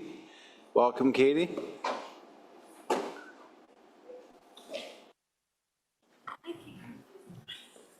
Hello, Council. Thank you for allowing me to speak last minute. I own 12 St. Andrews, which backs onto the property and is beside Leslie's property, with the concern of the sheer magnitude and height volume of the building is a concern. And along with the height comes the volume of traffic, which, as has been expressed by other members of the public, is at its limits currently. So to bring in more housing, it would be, we would like to see what steps would be taken in order to calm traffic. Sorry, this is last minute for me, and I'm a bit nervous, but also the bedrock that does run on the property, is the builder prepared to, when building, take into considerations the homes around that, the homes around and what is going to happen to their foundations, digging, and if they have to go beyond the 3.7 foot bedrock, I would assume it would need to be blasted in order to get foundations like piles or caissons that go down into the bedrock for strength to support 28 stories. So are they prepared to do studies to see how it would affect the other surrounding buildings? Those are my questions to the developer. And yeah, a concern would be definitely traffic and the height. It would be literally in our backyard. I know Leslie said a few meters, but it's actually closer than that. It would be feet, not meters. It would be 2 meters if it was built, the full length of the building or the full size of the 3 properties. Only feet away. It would block out sunlight. And I have a question. With the Gaslight District, yes, they have 20 stories, but their property is much larger. So why is this developer proposing 28 stories on such a smaller piece of property? And just for some clarification, we're not going to be answering questions for them. But we can take the questions as part of the process and give you the answers after through the process. Understandable. But you still got a couple minutes left. That's it for me, my concerns. Thank you. Are there any questions, members of council? Councilor Roberts? Thank you, Chair Madden. Thank you so much for your presentation. So your property is close to Leslie's? Is it? It's part of the semi. Oh, okay. Yes. So it's a heritage home as well? Yes, yeah. It was built the same, is it 1869 as well? Yes. Okay. Yeah. Thank you for sharing that. And sorry, I would also like to just voice that we've had the property for 25 years, and the increase of traffic we've noticed, especially with the Gaslight District and the theater going up. So another building in such close proximity would be quite noticeable in traffic increase and getting around town. So, yes. Thank you. Thank you. Councilor Shawari? Thank you. Yeah, just one that popped into my mind. Thanks, Chair, and thanks for presenting. I'm just curious for you and the other small businesses, with the increased intensification downtown, has that brought you more business or less due to the traffic and the parking concerns? I don't have a business, so I can't speak on that, I'm sorry. But it is nice to see foot traffic that it has brought to the downtown core. It is nice to see that, but not nice to see all the vehicle traffic. So it's nice to see people walking their dogs and young families, but yes, lots of traffic and aggression. Thank you. We have no further questions. Thank you. Thank you. Kimberly Thompson, welcome, Kimberly.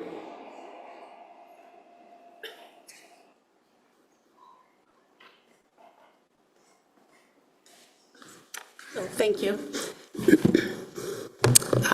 My comments are kind of off the cuff. I didn't realize there'd be an opportunity to speak tonight, but some of you may recall, before I went to law school, I was the executive director of the Downtown Business Improvement Association for a number of years. I was also general manager of the Cambridge Chamber of Commerce. So I believe I understand and appreciate the importance of attracting not only residents, but businesses to the downtown core. And certainly, I have seen the improvement in terms of the base of retail, of businesses, of services in the downtown core, and it's great to see the foot traffic that has occurred with more residents in the area. However, this project is not one that is going to enhance the core area. This project is also not going to add to affordable housing. The consultant for the developer clearly said that. Even if they set aside a few units for affordable housing, it's only going to be a couple of units so that they can pay, try and appease council in that regard. This will not address the affordable housing issue in Cambridge. I also take umbrage with the consultant's use of the word perceived traffic impact on the downtown area. I would be more than happy to host a walking tour for the consultant and the developer and a driving tour, because I will tell you right now that it is easier to walk downtown than it is to drive downtown. I try regularly to get across the river. I try to avoid anywhere between 8 a.m. and 9 a.m., between 4 p.m. and 6 p.m., because it is a challenge to get across the river now from the west side to the east side. Add in bridge closure here and there, it is next to impossible to move around the area. I also believe that council can't consider this project in a vacuum. We also have to remember that there are 2 additional towers that are going to start building any day now on Water Street near Cambridge Mill. We already have an issue coming down that hill on Water Street. It is going to be significantly and detrimentally impacted by those 2 condo towers. So we're now going to have a traffic issue on Water Street, which we already do have at certain times of the day, and now we're going to put this building on the west side and add even more traffic to it. The parking issue has already been discussed multiple times. I would ask City Council not to make the same mistake that you made with the Gaslight District. You approved, and I appreciate that there were other extenuating circumstances, and the city does not fare well at any of the tribunals to protest these sorts of projects, but Council allowed or approved at that time not enough parking spaces for the Gaslight. So please don't make the same mistake again. Another concern that I have is lot coverage. While the Gaslight has a fairly large resident base, they also have a lot of amenity space. You're talking about wedging a 28-story building into a very small lot. I don't know how that is possible. I feel for the people that live on St. Andrews.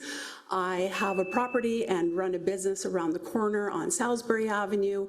I experience a lot of the traffic and parking issues as it is. I'm going to be looking out my back windows and see this huge monolith, but these people are going to have it literally in their backyards. So again, I would ask that you take some consideration on all of these issues. Thank you. Thank you. Are there any questions, members of council?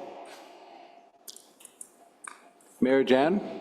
I would just want to say I do remember you being in all of those places, so yes, I do recognize you and know who you are. Thank you for all the work that you did in the past. Thank you. Our next speaker, Kathy Whitfield. Welcome, Kathy. Thank you. First of all, I also wasn't aware that I was going to be able to speak tonight, so this is off the cuff. First thing I want to mention, I live nowhere near downtown. This is not a NIMBY thing for me, because I live up in the Southwood area. So you know what?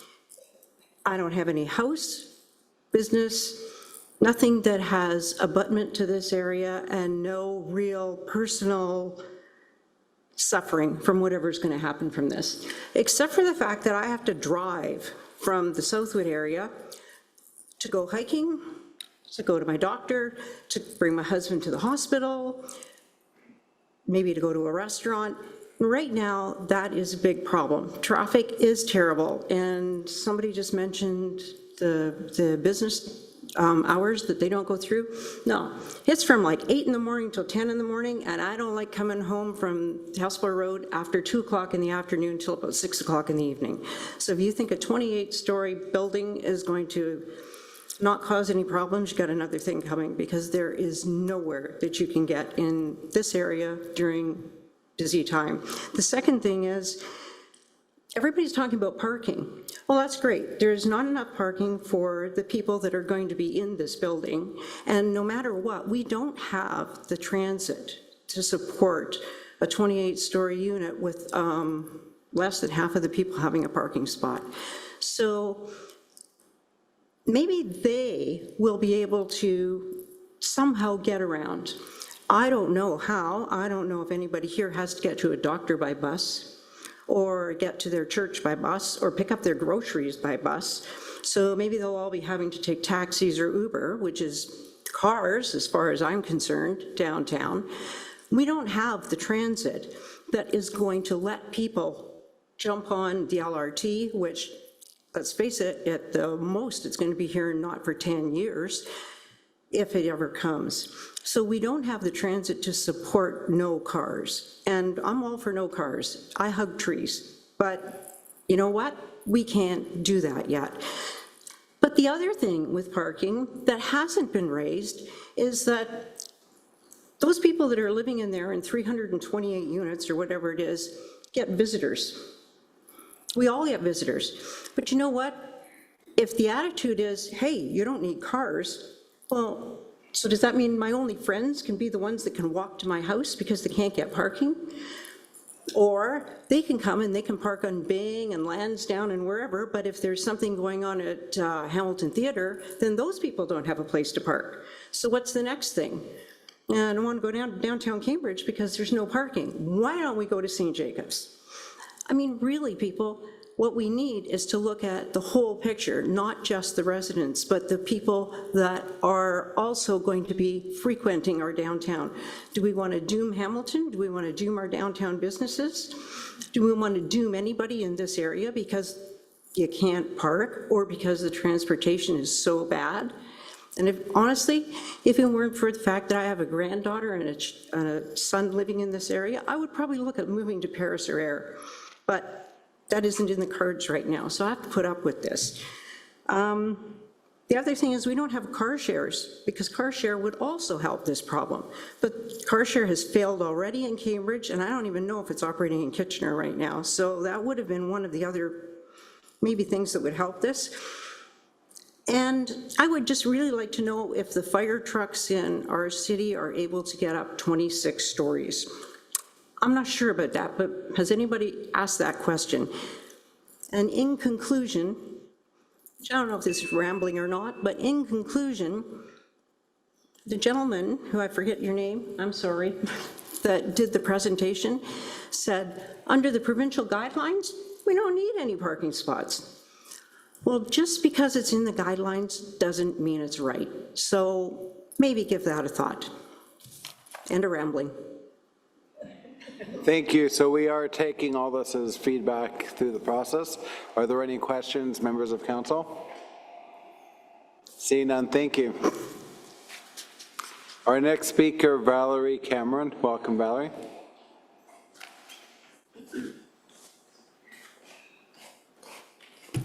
Hello, everyone. I just wanted to say this evening, I only have really some comments that I'd like you to consider.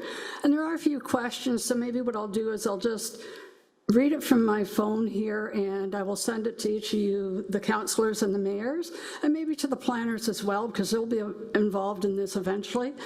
So I know I only have 5 minutes, and we're already started, so here we go.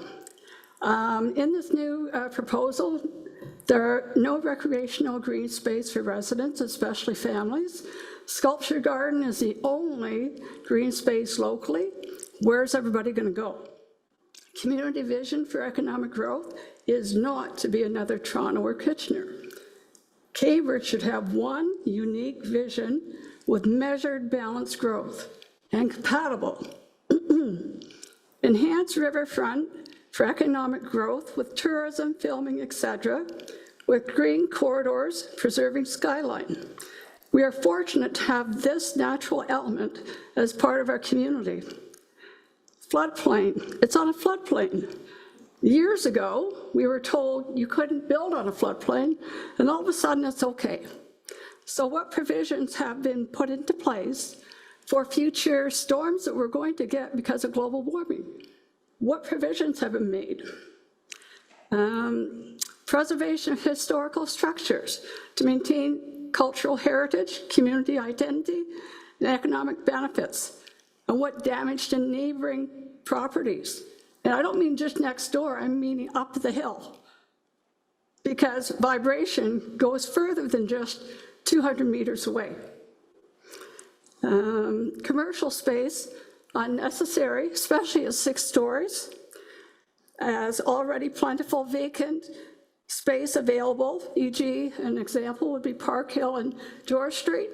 That building has been for lease for ages now. I go by there practically every day, haven't seen that sign changed.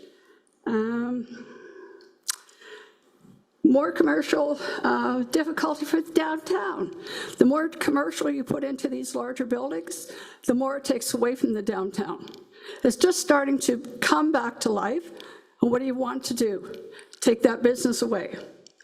Stats that are being used for data collection for growth intensification is incorrect using traffic studies. You can't use traffic to decide how much growth you should have.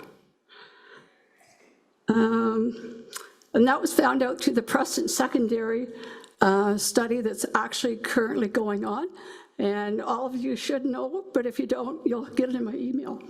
Will not be affordable as developers equal profit. They don't do affordable housing. Let's see. How many geared to income units will there be for the foreseeable future without removing the units down the road? And how will they be guaranteed? Affordability is greed, sorry, it is greed, but it's geared to jobs, wages, cost of living, not housing, as housing has become a commodity. Intensification pressures on infrastructure, fireplace, sewage, and waste electricity. How has that all come into play? Do we have enough sewage capacity? I know it's regional, but we have to think of it as a community. Modifications as in floodplain for major storms, residential mixed with parking, ventilation, the CO2, one of the councillors brought that up. Region already knows that by 2051, that our community, the whole region, will have to be piping water from the Great Lakes. And I'm quite sure most of you know this, So why is that not being thought of today? Current provincial policy should not be driving what we want for our community. It should be coming from the residents that live, work, and play in that community. Do you want to see green space? Do you want to see green corridors? Do you want to see towers of skyscrapers blocking the view of the river? Because that's what you're going to end up with. And that's about it. And I think I've got 14 seconds left, so that's pretty good. Thank you for the presentation. Are there any questions, members of council? I see none, thank you. And we will be taking all that into consideration. Thank you. Uni Robertel? Hi, I probably got your name wrong, sorry. Yumi. Good evening, Mayor. Good evening, councils. Thank you very much for the opportunity to let me speak today. So my name is Yumi Robertai. I am a long-term resident of Cambridge, living in West Gulf, and founder of Trium Chinese Medicine. My clinic is on the 38 Grand Avenue South, where the proposed development is going to happen. So I established my business in 2019. Since then, I have served thousands of people in this community every year, not just as a healthcare provider, but as a neighbor and a friend.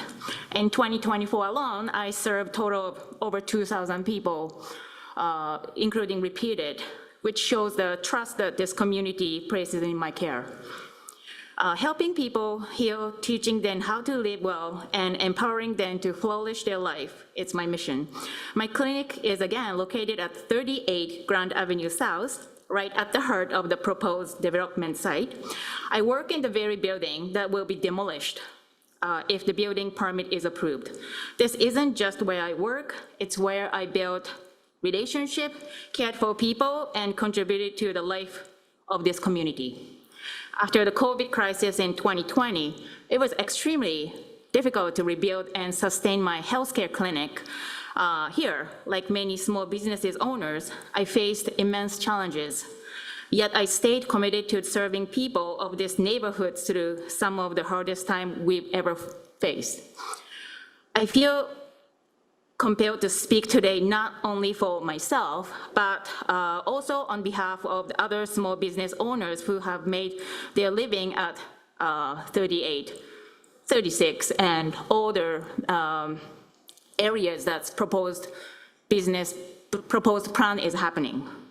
My clinic is more than a business. It's a place where people come for healing, hope, and connection. It's where I've offered care to those who couldn't afford healthcare through my community acupuncture. Every Monday, I offer acupuncture for $20 minimum, and you can decide how much you want to pay, because I feel everybody deserves health. I want to include everybody in opportunity to achieve health and wellness.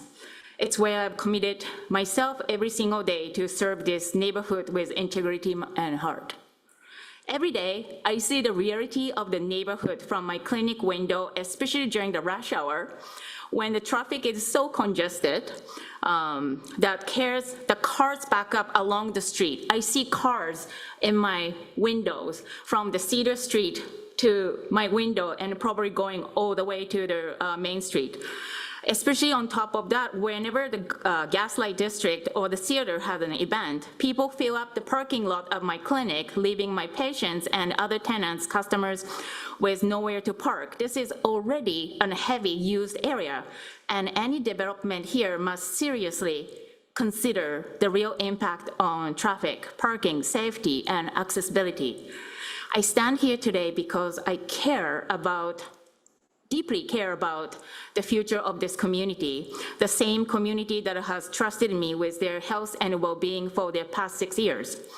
As development plans move forward, I ask that we honor the existing businesses and the residents we have. We are not just the storefronts, we are part of the life and fabric of this community. Any decision made here should respect the roots we've grown, the lives we touch, and the trust we built. So I want to throw on my honest concerns to everybody here. I would wish the developers would have a plan for the existing businesses and residents located exactly on the site of this proposed development. How will our futures be considered and protected as part of this process? Thank you. Thank you. I'm just going to see if we have any questions. Do we have any questions? Seeing none, thank you. Thank you. Our next presenter, Malak. Welcome, Malak. And are you able to share your last name? It's up to you. Oh, yeah, it's Malak Saleh. I'm a student at the University of Waterloo School of Architecture. Thank you.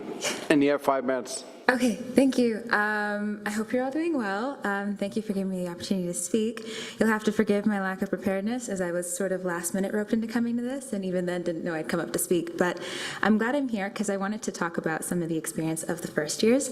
I'm currently on the Orientation Council, so I'm the orientation coordinator along with one other person who isn't here for the architecture sub-faculty for Waterloo, which means I deal with all of the first years in organizing their transition from coming all across Canada to here. A really big concern, especially if you live on the other side of the school, not across the bridges, but around like the Gaslight region, since it has kind of become an unofficial dorm space, because we don't really have residency for this campus, is crossing the road. There's kind of like a running joke in first year. It's kind of like you're risking your life and you're playing a game across the road, and then as you're older, it's like best case scenario, you don't have to hand in that final assignment, because you might not make it past the road, but sorry, a little bit of dark humor.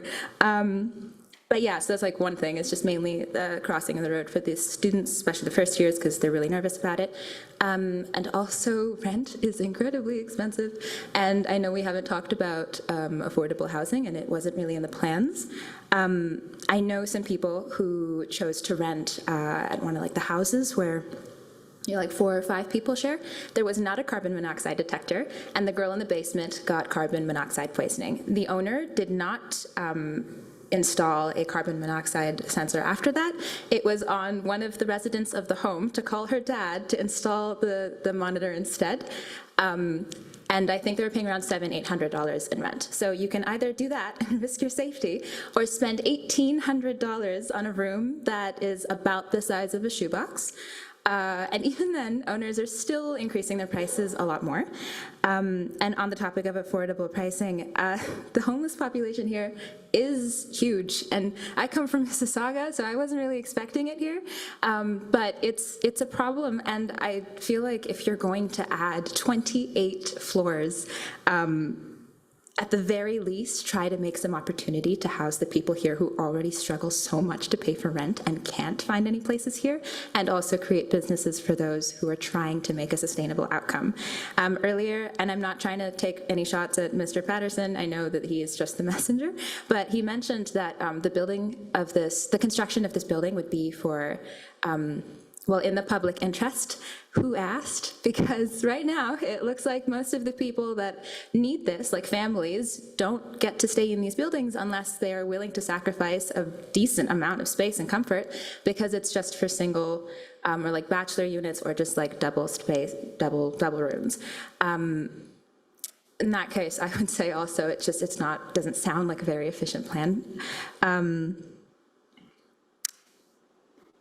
Another thing, I know we've talked about parking a lot, but this is coming from someone who does not drive here. I have a friend who drives Sunday mornings, especially at the U Waterloo parking lot, is awful. If there's anything happening at the Hamilton Family Theaters, there is no spot for parking, and a lot of that can cause issues with students that do need to drive in from further cities like Guelph or Hamilton or Kitchener to get to school, and yeah, sorry, again, very unprepared. Main things were, yeah, just like traffic, and then like the first years and affordable housing, because I think that's really important.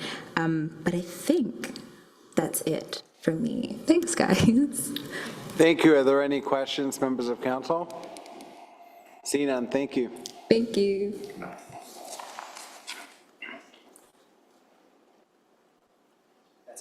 So I've confirmed with staff that we have no further delegations.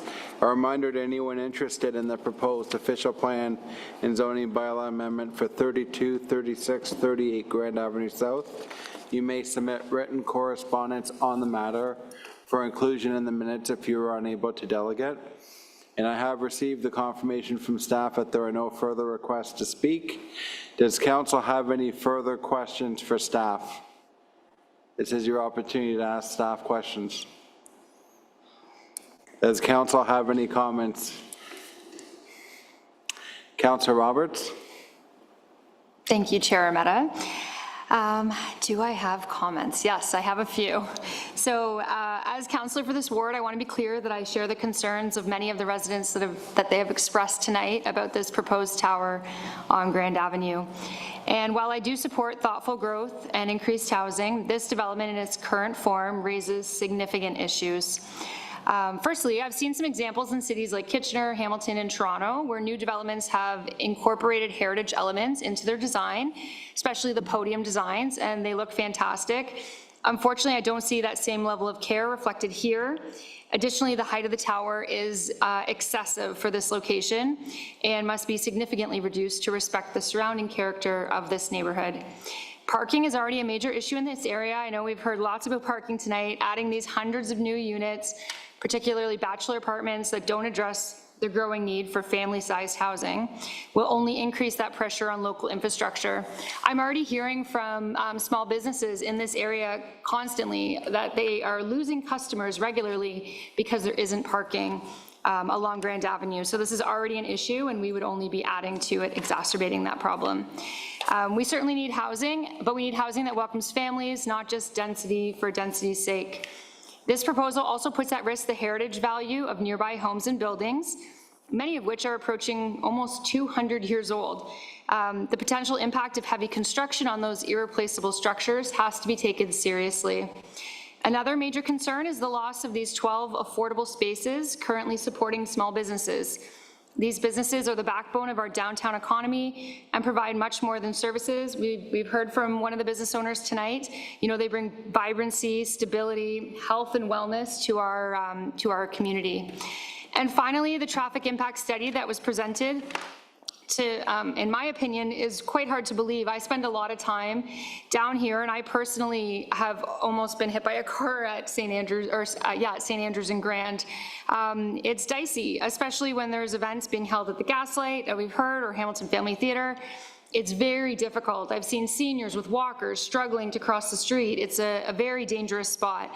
And I really question whether this study reflects the realities, especially around these event days, and I believe a more comprehensive event-inclusive assessment would be needed. So yes, I have a few concerns about this development, and I really hope that the proponent will go back, have a look at things, have a look at the community, maybe spend some time there, see what the environment is really like, and make some major adjustments. Thank you. Thank you, Councillor Cooper. Yes, thank you, Chair Meta. I don't have anything prepared for this part here. I'm just going to be winging this. We know that we need housing, but what we also need is responsible housing. I'm not going to beat this to death too much here. I think we've all heard about what is the clear lack of appropriate parking here. It does irk me that we're getting the excuse, so we get, in order to reduce parking, we're going to make this for basically essentially for people living on their own. We're shutting out the families that built this city and the ones that have the massive need to be helped with housing themselves. But one thing this does bring up, as we see these kind of big city elements coming here, such as the possibility of the LRT, these massive towers that are coming, I think we residents and also ourselves need to start asking the question of, we need to start saying, what is the goal and what do we want for Cambridge? What is Cambridge going to be? Because I know that there's thousands of people that are in this city right now because they've wanted to escape the elements of the big city. They've come here to get away from that, and now they're seeing elements such as what is, like I said, one of the most gorgeous, well-known, most beautiful stretches of Cambridge, now possibly getting a totally inappropriate 28-story tower there. And I understand we got the gas light next to it. As much as I love that place, I would not have approved it at that height, and I would not have approved it with the parking levels. And the people that live around there are experiencing the issues that come with that.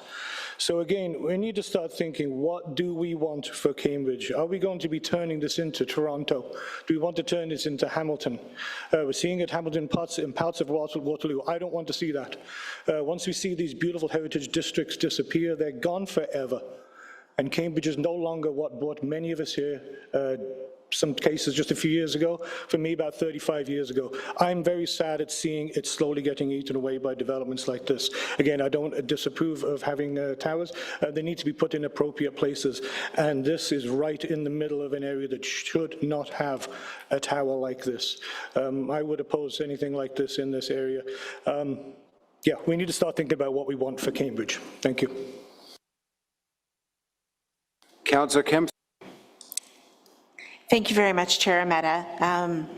Thank you to everyone who came out tonight to delegate and to share your thoughts, whether prepared or whether you felt compelled to do so. It certainly is appreciated. And as Councillor Ameta, or Chair Ameta, said, we are listening, and it will be taken into consideration by staff when the report is written.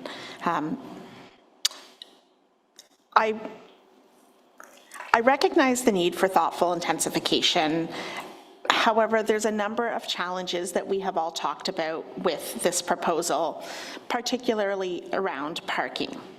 Even within a major transit station area that has been defined by both the region of Waterloo and the province of Ontario, the expectation that residents and visitors will not use personal vehicles entirely, it's just unrealistic at this time, especially in a neighborhood that is not supported by transit that works effectively in this particular area.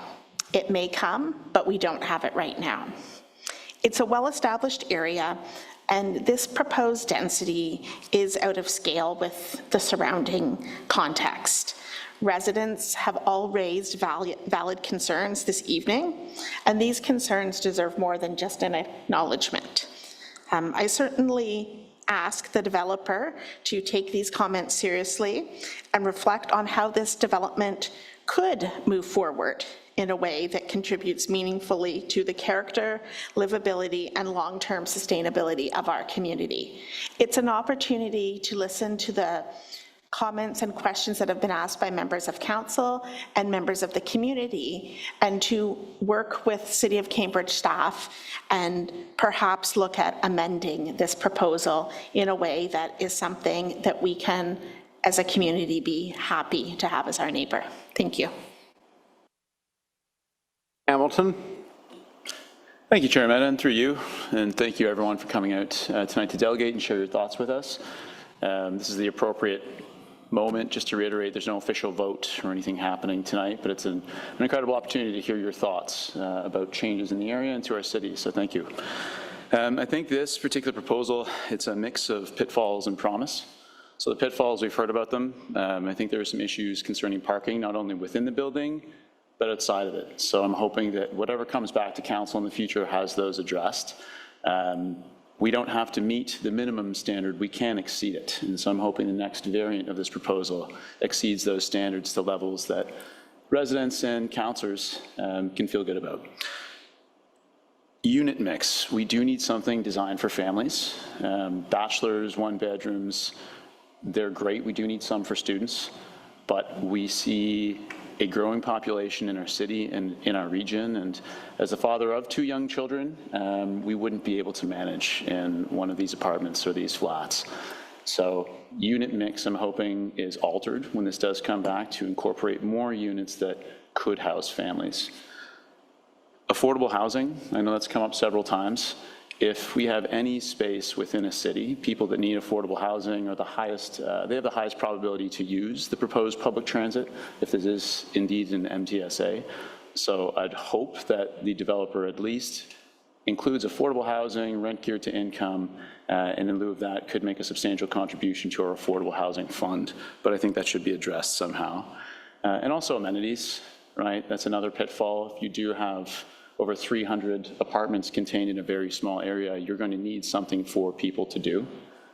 So I'm curious to see what those are with the developer plans, and I'm hoping that it offers a wide variety that can accommodate a variety of different ages and lifestyles.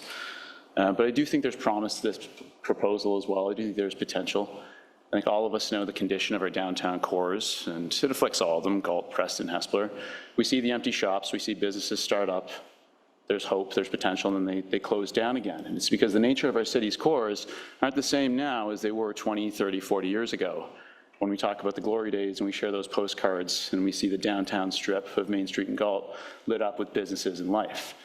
The reality is the economics of our city has changed, so we don't have people being pulled down to the core areas like we used to.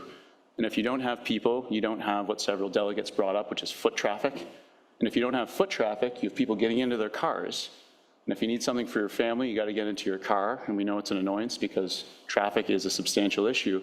Where do you go? You go to the one-stop shop at Walmart or Costco. So the promise I do see in buildings like this is the potential to increase foot traffic in a core where we know that if people can walk to something that's within a 15, 20-minute walk, they're going to stay there. So that opens up the potential for a greater Galt core. Preston, Hespeler. If you do have buildings where people can walk within 15 minutes, you can have small shops, you can have small hardware stores, you can have something like a fishmonger. So that's where the potential of this building lies, is that if we want to concentrate on asking ourselves, what is Cambridge? If we want to make it vibrant, we need people living in places where they can walk to things where they can do community-grounded activities, where they can shop, where they can play, where they can stroll along the river. So that's where I see the potential in this. And so I'm hoping the developer does hear all of the concerns of council and the delegates tonight, and they come back with a proposal that offers more parking, some solutions to traffic. I'm also curious about the traffic study as well. But I think we also have to open ourselves to the reality that those glory days aren't coming back. And if we want to restore life back to our cores, we're going to need to change the way that people live, the heights, the densities. And so I'm hoping that in the future, we'll have something that, that we can all live with, enjoy, and then we'll create a vibrant downtown core of Galt. Thanks. Thank you, Councillor Schwery. Thank you, Chair Mehta. In the closing statement, it was claimed that the proposal is consistent with the 2024 provincial planning statement and conforms to the regional official plan. While it's true these policies encourage intensification near core areas and MTSAs, I don't think they're suggesting 28 stories as an appropriate or expected fit for this location. And my concern is it will be like another Toronto with a lot of empty condos, and I don't want to see that for Cambridge. Thank you, Councillor Devine. Thank you, through the chair. Whether we want to believe it or not, the world's changing at a rapid pace, extremely rapid pace. People are shopping online, regular basis. The shopping malls in this area and in Southern Ontario are having difficulty staying open. Let's not kid ourselves. The world's changing. And what will happen is we're going to see small shops in downtown cores again. We will see that. But we don't need 28 stories put on a postage stamp. I have a concern about that. The height of this building, I believe, is not respectful to the core. If this building was built outside in the periphery of the city, I have no problem with it. But I don't believe it's respectful for the downtown core. It needs to be reduced, and I'm not suggesting it should not be built, but not at that height. Not at that height at all.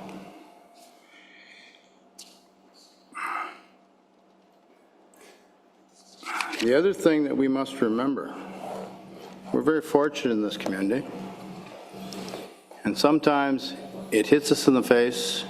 We don't see it, we don't respect it. We have 2 heritage rivers running through this community. Not 1, 2. Now, I was raised in this community. I saw the rivers a different color every day. from the textile mills, from the enamel plants. I've seen the river red, blue, green, white, and they've been cleaned up. They've been cleaned up. People need to get near the rivers without buildings being on the edge of them. Those rivers are for the community. Those rivers are for our community, for our people, for our children, for our grandchildren. So we have to be very, very careful what we do along these rivers. 28-story building, I have no problem with it, but not there. Not there in that spot. And I'm not that person saying, not in my backyard, because I don't live along there. But we need to be respectful for the environment, and I don't believe this is respectful for the environment. Not here, not now. Because once it gets built, it's going to be there a long, long time. Want to put 28 stories north of the 401, north of Hesper? You go ahead. There's all kinds of land out there. But I don't believe it belongs here. I really don't. Thank you. Thank you, Mayor Jan. Thank you, Mr. Chair. Not all places in our community are suitable for this type of a development. It's not just the height, it's the massing, how much of the square footage of the property it takes up.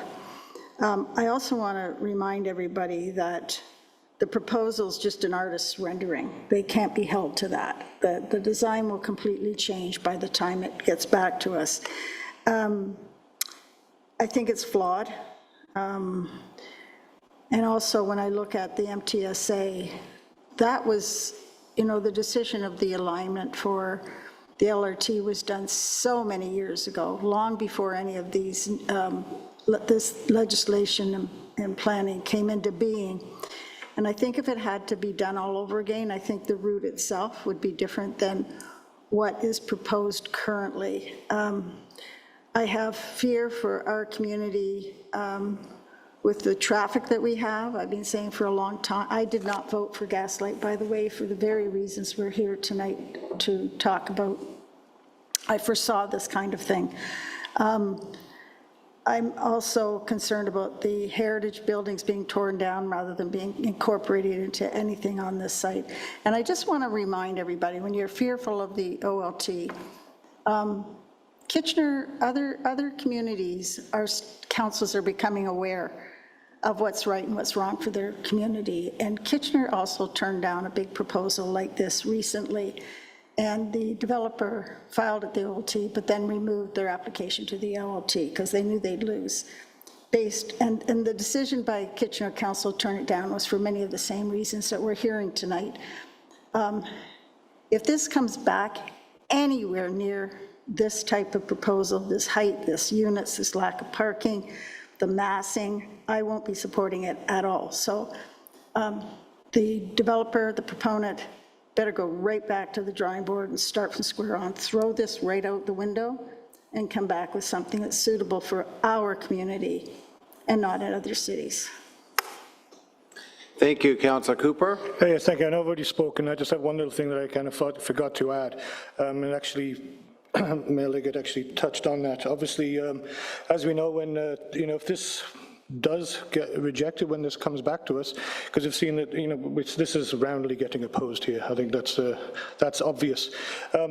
Yeah, we could end up at the OLT, where we know that, was it about 97% of the time it gets lost. The times when we do win, is usually when staff doesn't recommend it.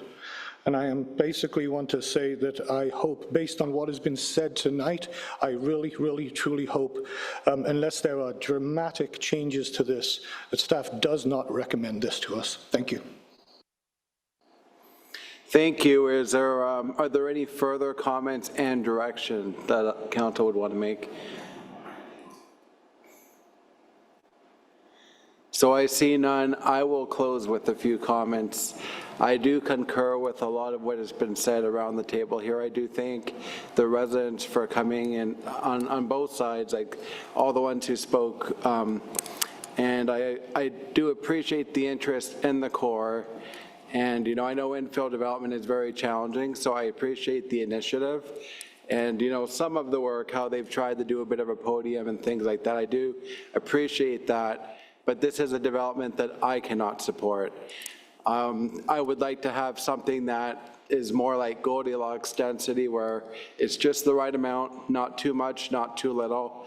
And I think this is too much, so I can't support this development the way it is. I know we've heard a lot about better transit. I think it's a decade away from what I can see. And even when you do have good transit, there's still a lot of people who drive. So I think of my other job, with all due respect, I can't carry confidential legal documents on a bus. My brother works in the trades, he needs his vehicle for that. So even when you do have the transit, there are still practical reasons to drive. And I think we need to keep that in mind.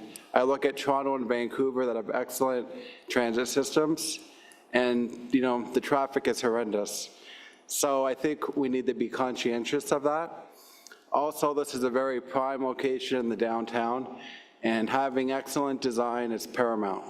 So I'd like staff to work with the developer to come up with a design that's more fitting with the core area, that it could be a building that we can all be proud of.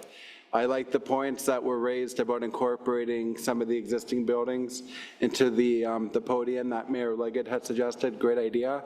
I'd also like a better mix of unit sizes as well. So those would be some of the directions I would ask staff to have a look at. So I declare this meeting closed. And we'll take a 5-minute break before the next one.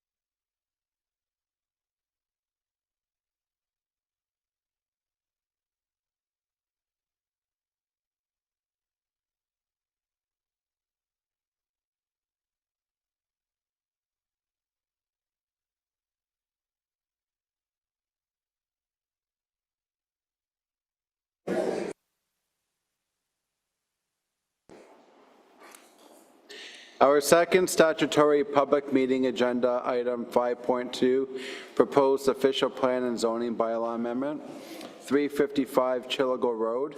We will hear from the consultant and then move to pre-registered delegations, followed by anyone else who wishes to speak to this item. And we'll begin with a presentation from Dave Ashton from MHBC. Welcome, Dave.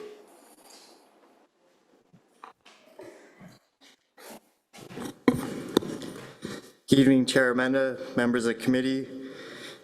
Presentation is up. I'm going to move you from the downtown urban out to the rural area north of Hespeler, but I'm not here to propose a 28-story building tonight.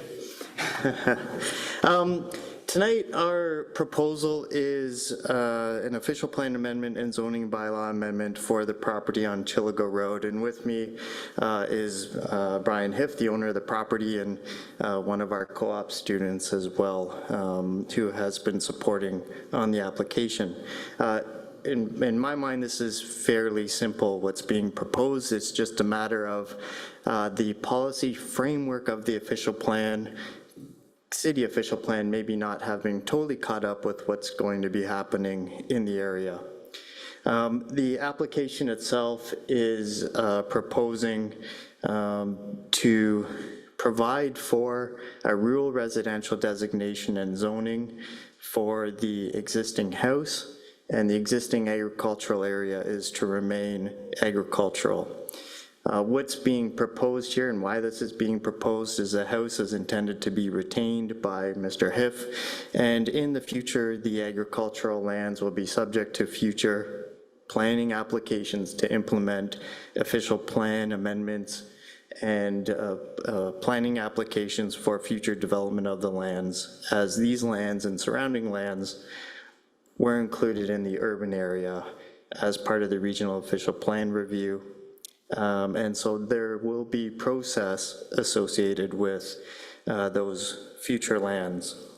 So the amendment is changing the portion that includes the house, some of the surrounding area, the pool, some of the trees, from prime agricultural to rural residential.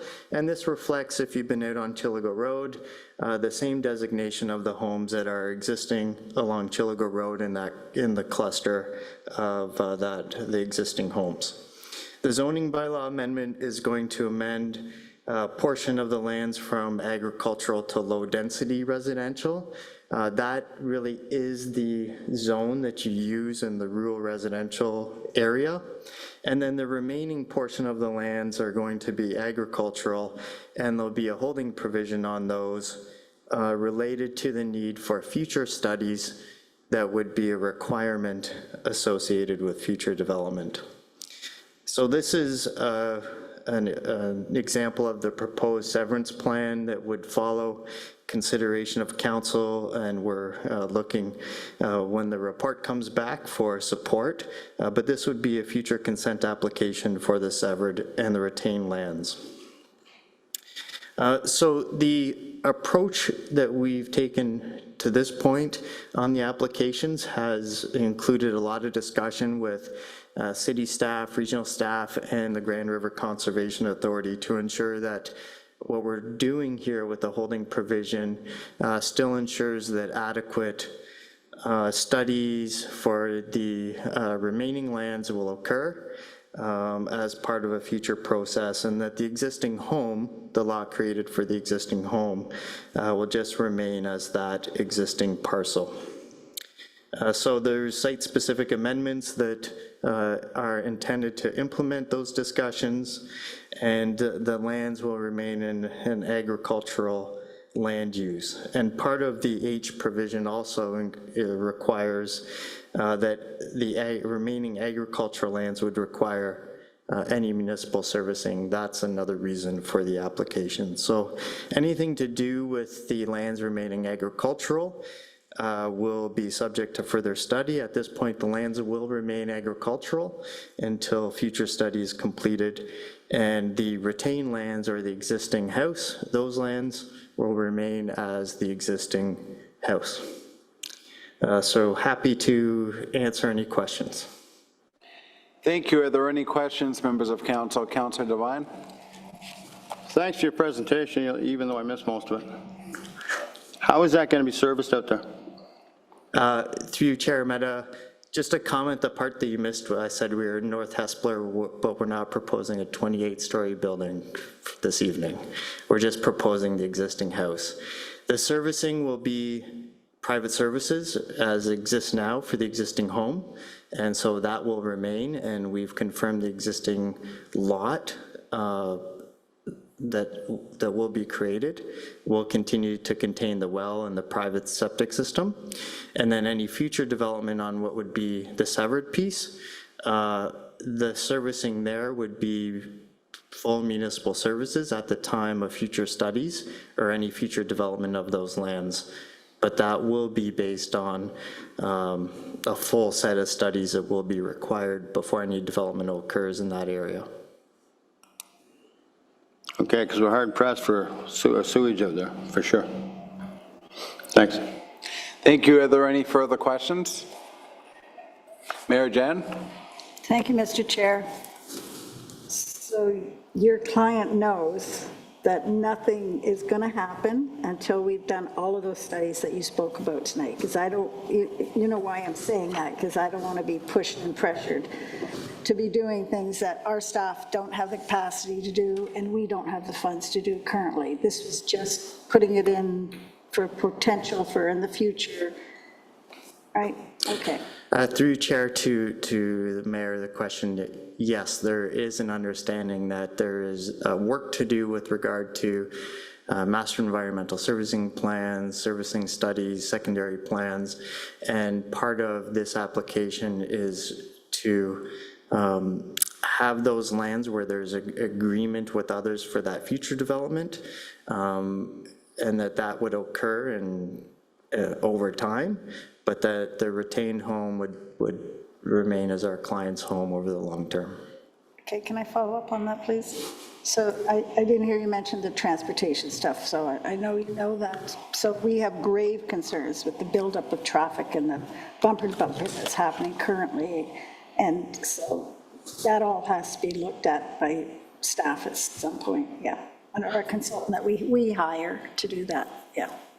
Yeah, through the Chair, again, part of the future studies that will occur in this broader area, including the severed piece of the agricultural lands here, would include studies on servicing, municipal servicing, sanitary, transportation, environmental. So all of that will occur, and the way that this application is set up with that remaining area being agricultural and the holding provisions, it is essentially holding that in an agricultural designation until all of those studies are completed.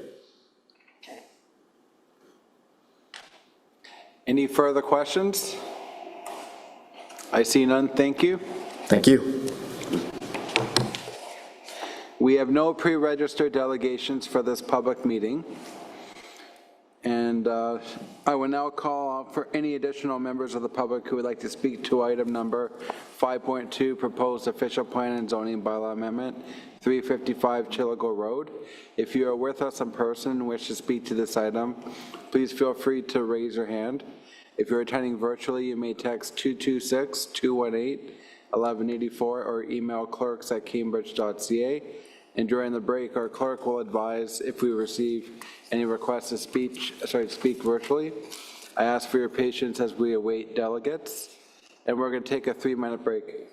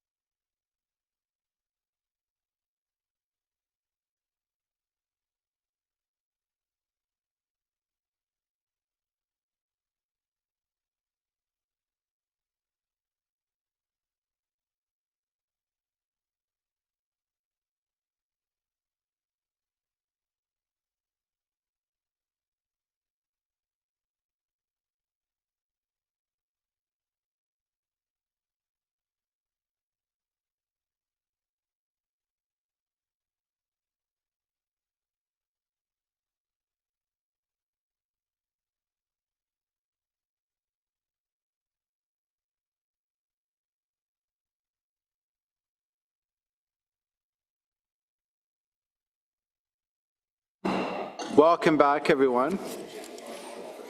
We have one delegation, Jennifer Harrison. Welcome, Jennifer. And you have 5 minutes to speak.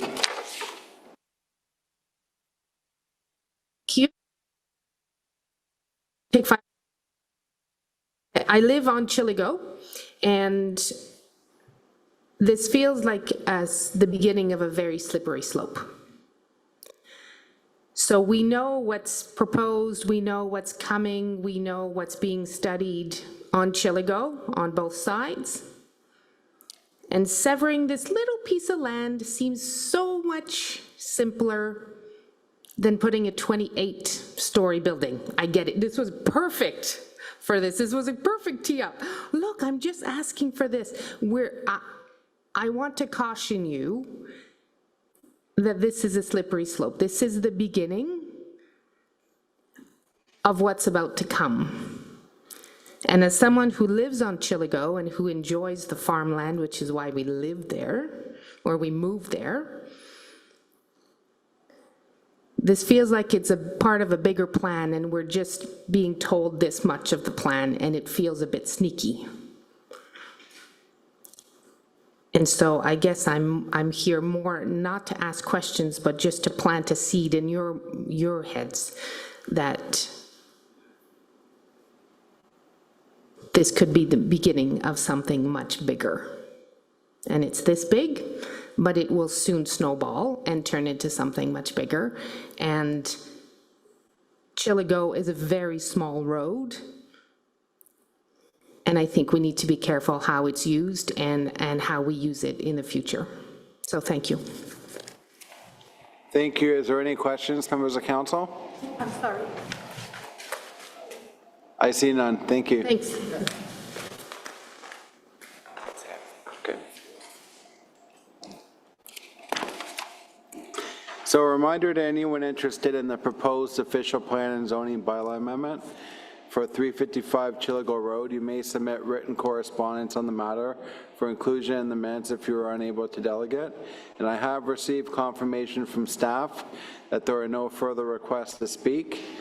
Does council have any further questions of staff or any comments, and would you like to provide staff with direction? Members of council?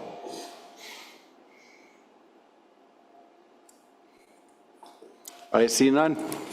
Well, I'll just make some brief comments very quickly. I think it's more in the long term that I would like to see the character of the area preserved, and we should look at some of the designs that we've done for River Road and places like that, that this area will require a great deal of sensitivity in the long term.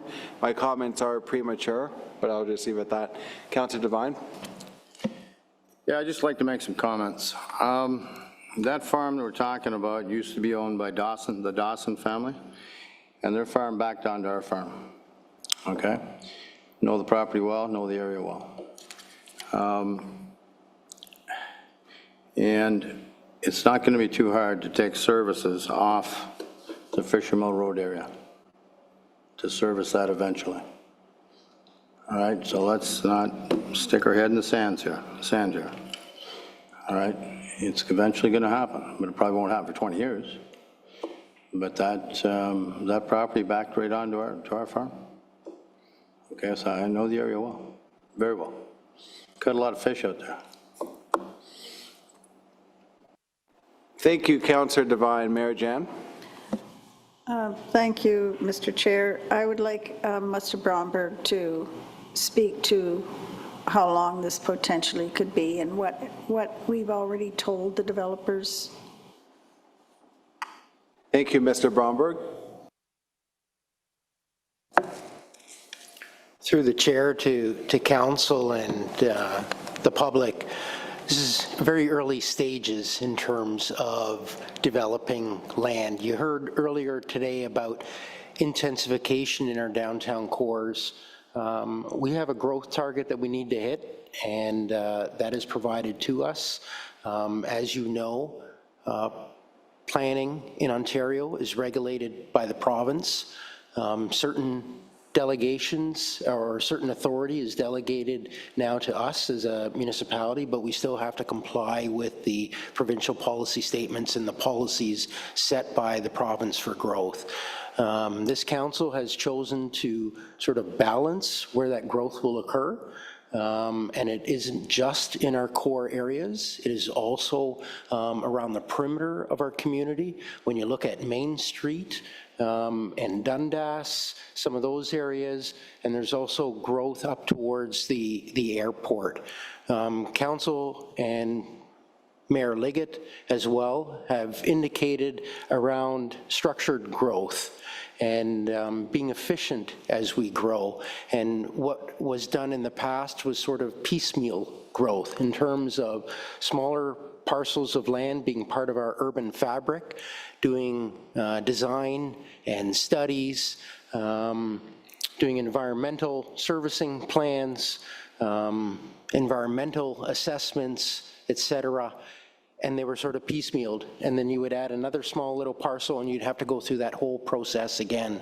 What we've chosen to do is add a larger piece of land within our urban boundary and do it in a much more organized, structured way, so that when we do servicing and we do our growth, and we heard about transportation and getting people around and public transit and how we service things. We heard earlier about adequacy of water supply, etc. All those things are done in a much more organized fashion and a proper planning way. And so that's why some of that urban boundary growth that we've seen that urban boundary has expanded. And so this takes some years.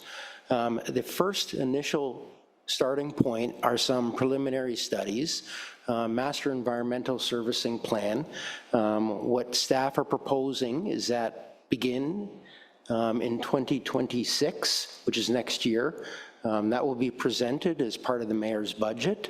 And that way we'll also have staff capacity to do some of that work, but those are initial stages, and it takes years. I can't give you a timeline. It's not a 4.5-year process. It's not a 6.5-year process. I don't know, but it's much more than a 12-month process.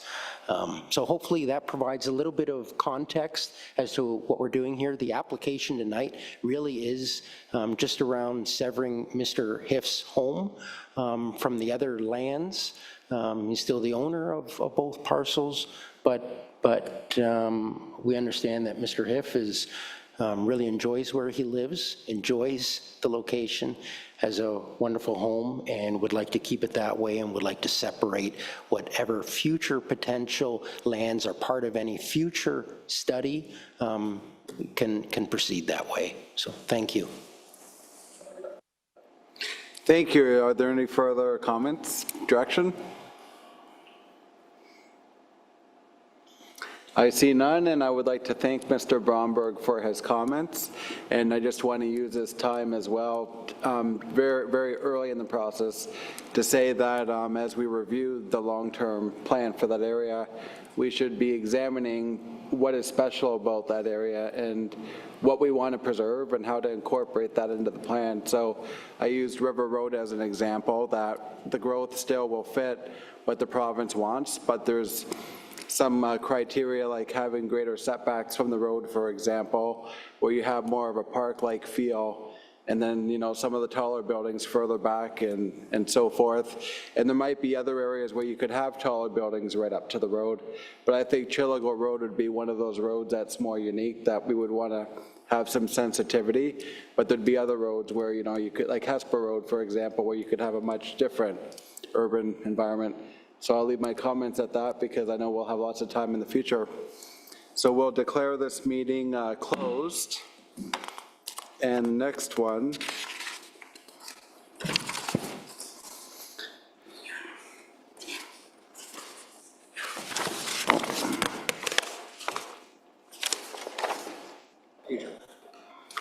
Yeah. So our last statutory public meeting is agenda number 5.3, report 25-082, CD, official plan amendment for Parkland dedication policies. We will hear from staff and then move to pre-registered delegations, followed by anyone else who wishes to speak to this item. And we have a presentation from Melissa Aldunat. Welcome. Good evening. Melissa.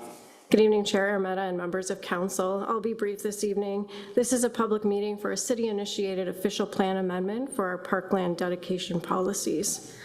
Under the Planning Act, municipalities are required,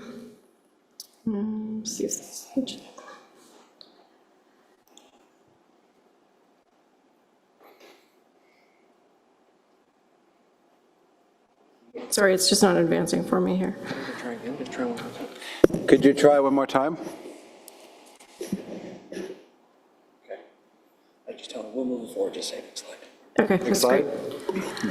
Under the Planning Act, municipalities have the authority to require developers to provide land or money instead of land for parks as a condition when development is approved. Through the approval of Bill 23, the More Homes Built Faster Act, the Planning Act provisions for parkland dedication and payment of cash in lieu were amended. Specifically, Bill 23 amended the parkland dedication rates and the alternative rates to change the maximum amount of land or value that may be required to be provided through the development approvals process. The Planning Act requires that the city's official plan contain an enabling policy to be able to use the alternative rates. The purpose of this official plan amendment is to ensure that our official plan policies are in conformity with the Planning Act.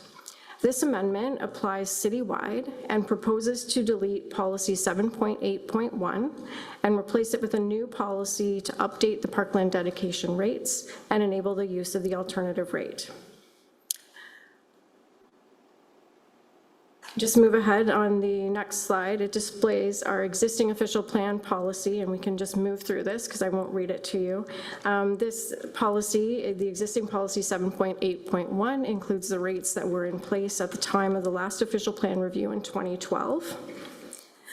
And we can just move forward to the proposed official plan policy. This new policy reflects the rates of parkland dedication that are currently in effect.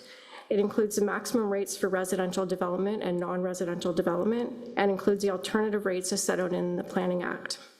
These policies will be implemented through a parkland dedication bylaw. And just to conclude, our next steps include a review of any comments or direction that we receive, with a final recommended official plan amendment being brought forward to council in the fall. Thank you. Thank you. Are there any questions, members of council? Councillor Earnshaw. Thank you, Chair Armetta, and through you, I'm incapable of figuring out whether that's more parkland and more money or less parkland and less money than it used to be. Can you just let me know that? Sure, through the chair. Bill 23 actually reduced the amount of parkland and parkland dedication value that the city can achieve through the development application process. So it's approximately half of the value that we could have achieved prior. Any more questions? See none, thank you. And I see that we have no delegations. Just double checking, no. So I will now call for any additional members of the public who would like to speak to item 5.3 report 25-082 CD official plan amendment for parkland dedication policies. If you are with us in person, wish to speak to this item, please feel free to raise your hand. If you're attending virtually, you may text 226-218-1184 or email clerks@cambridge.ca. And during the break, the clerk will advise if you receive any requests to speak virtually. I ask for your patience while we await delegates, and we'll be back in 3 minutes.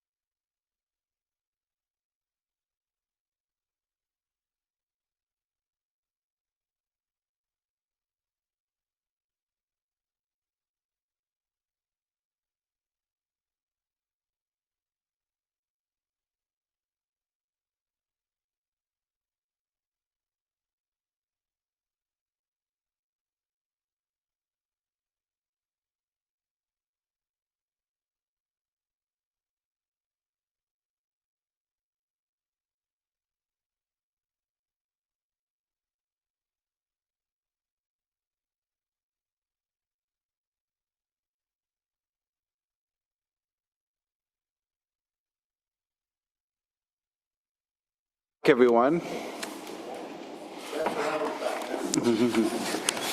Glad to have you back, Councillor Devine, that's good. So I see no further delegations. Staff have confirmed that. And does council have any further questions for staff or any comments or any direction? Seeing none, I would declare this meeting closed. Well, thank you to all the staff, presenters, and delegates for taking the time to contribute your thoughts during our meeting. And we will now move on to a motion to receive. Councillor Roberts, you've got the motion. Could you please read it? Yes, I can. Thank you, Chair Ahmeda. Moved by myself, seconded by Councillor Hamilton. Recommendation that all presentations and correspondence from the July 15th, 2025 Planning Statutory Public Meeting Committee be received. Thank you, Councillor. Any questions, comments? We'll call the vote. Opening voting.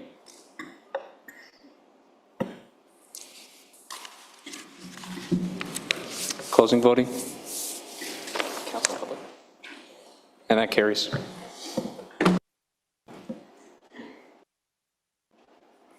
Thank you. We have now reached the end of our meeting. Councillor Kempson, you've got the motion to adjourn. Could you please read it? Thank you very much, Chair Ahmeda. Moved by myself and seconded by Councillor Earnshaw.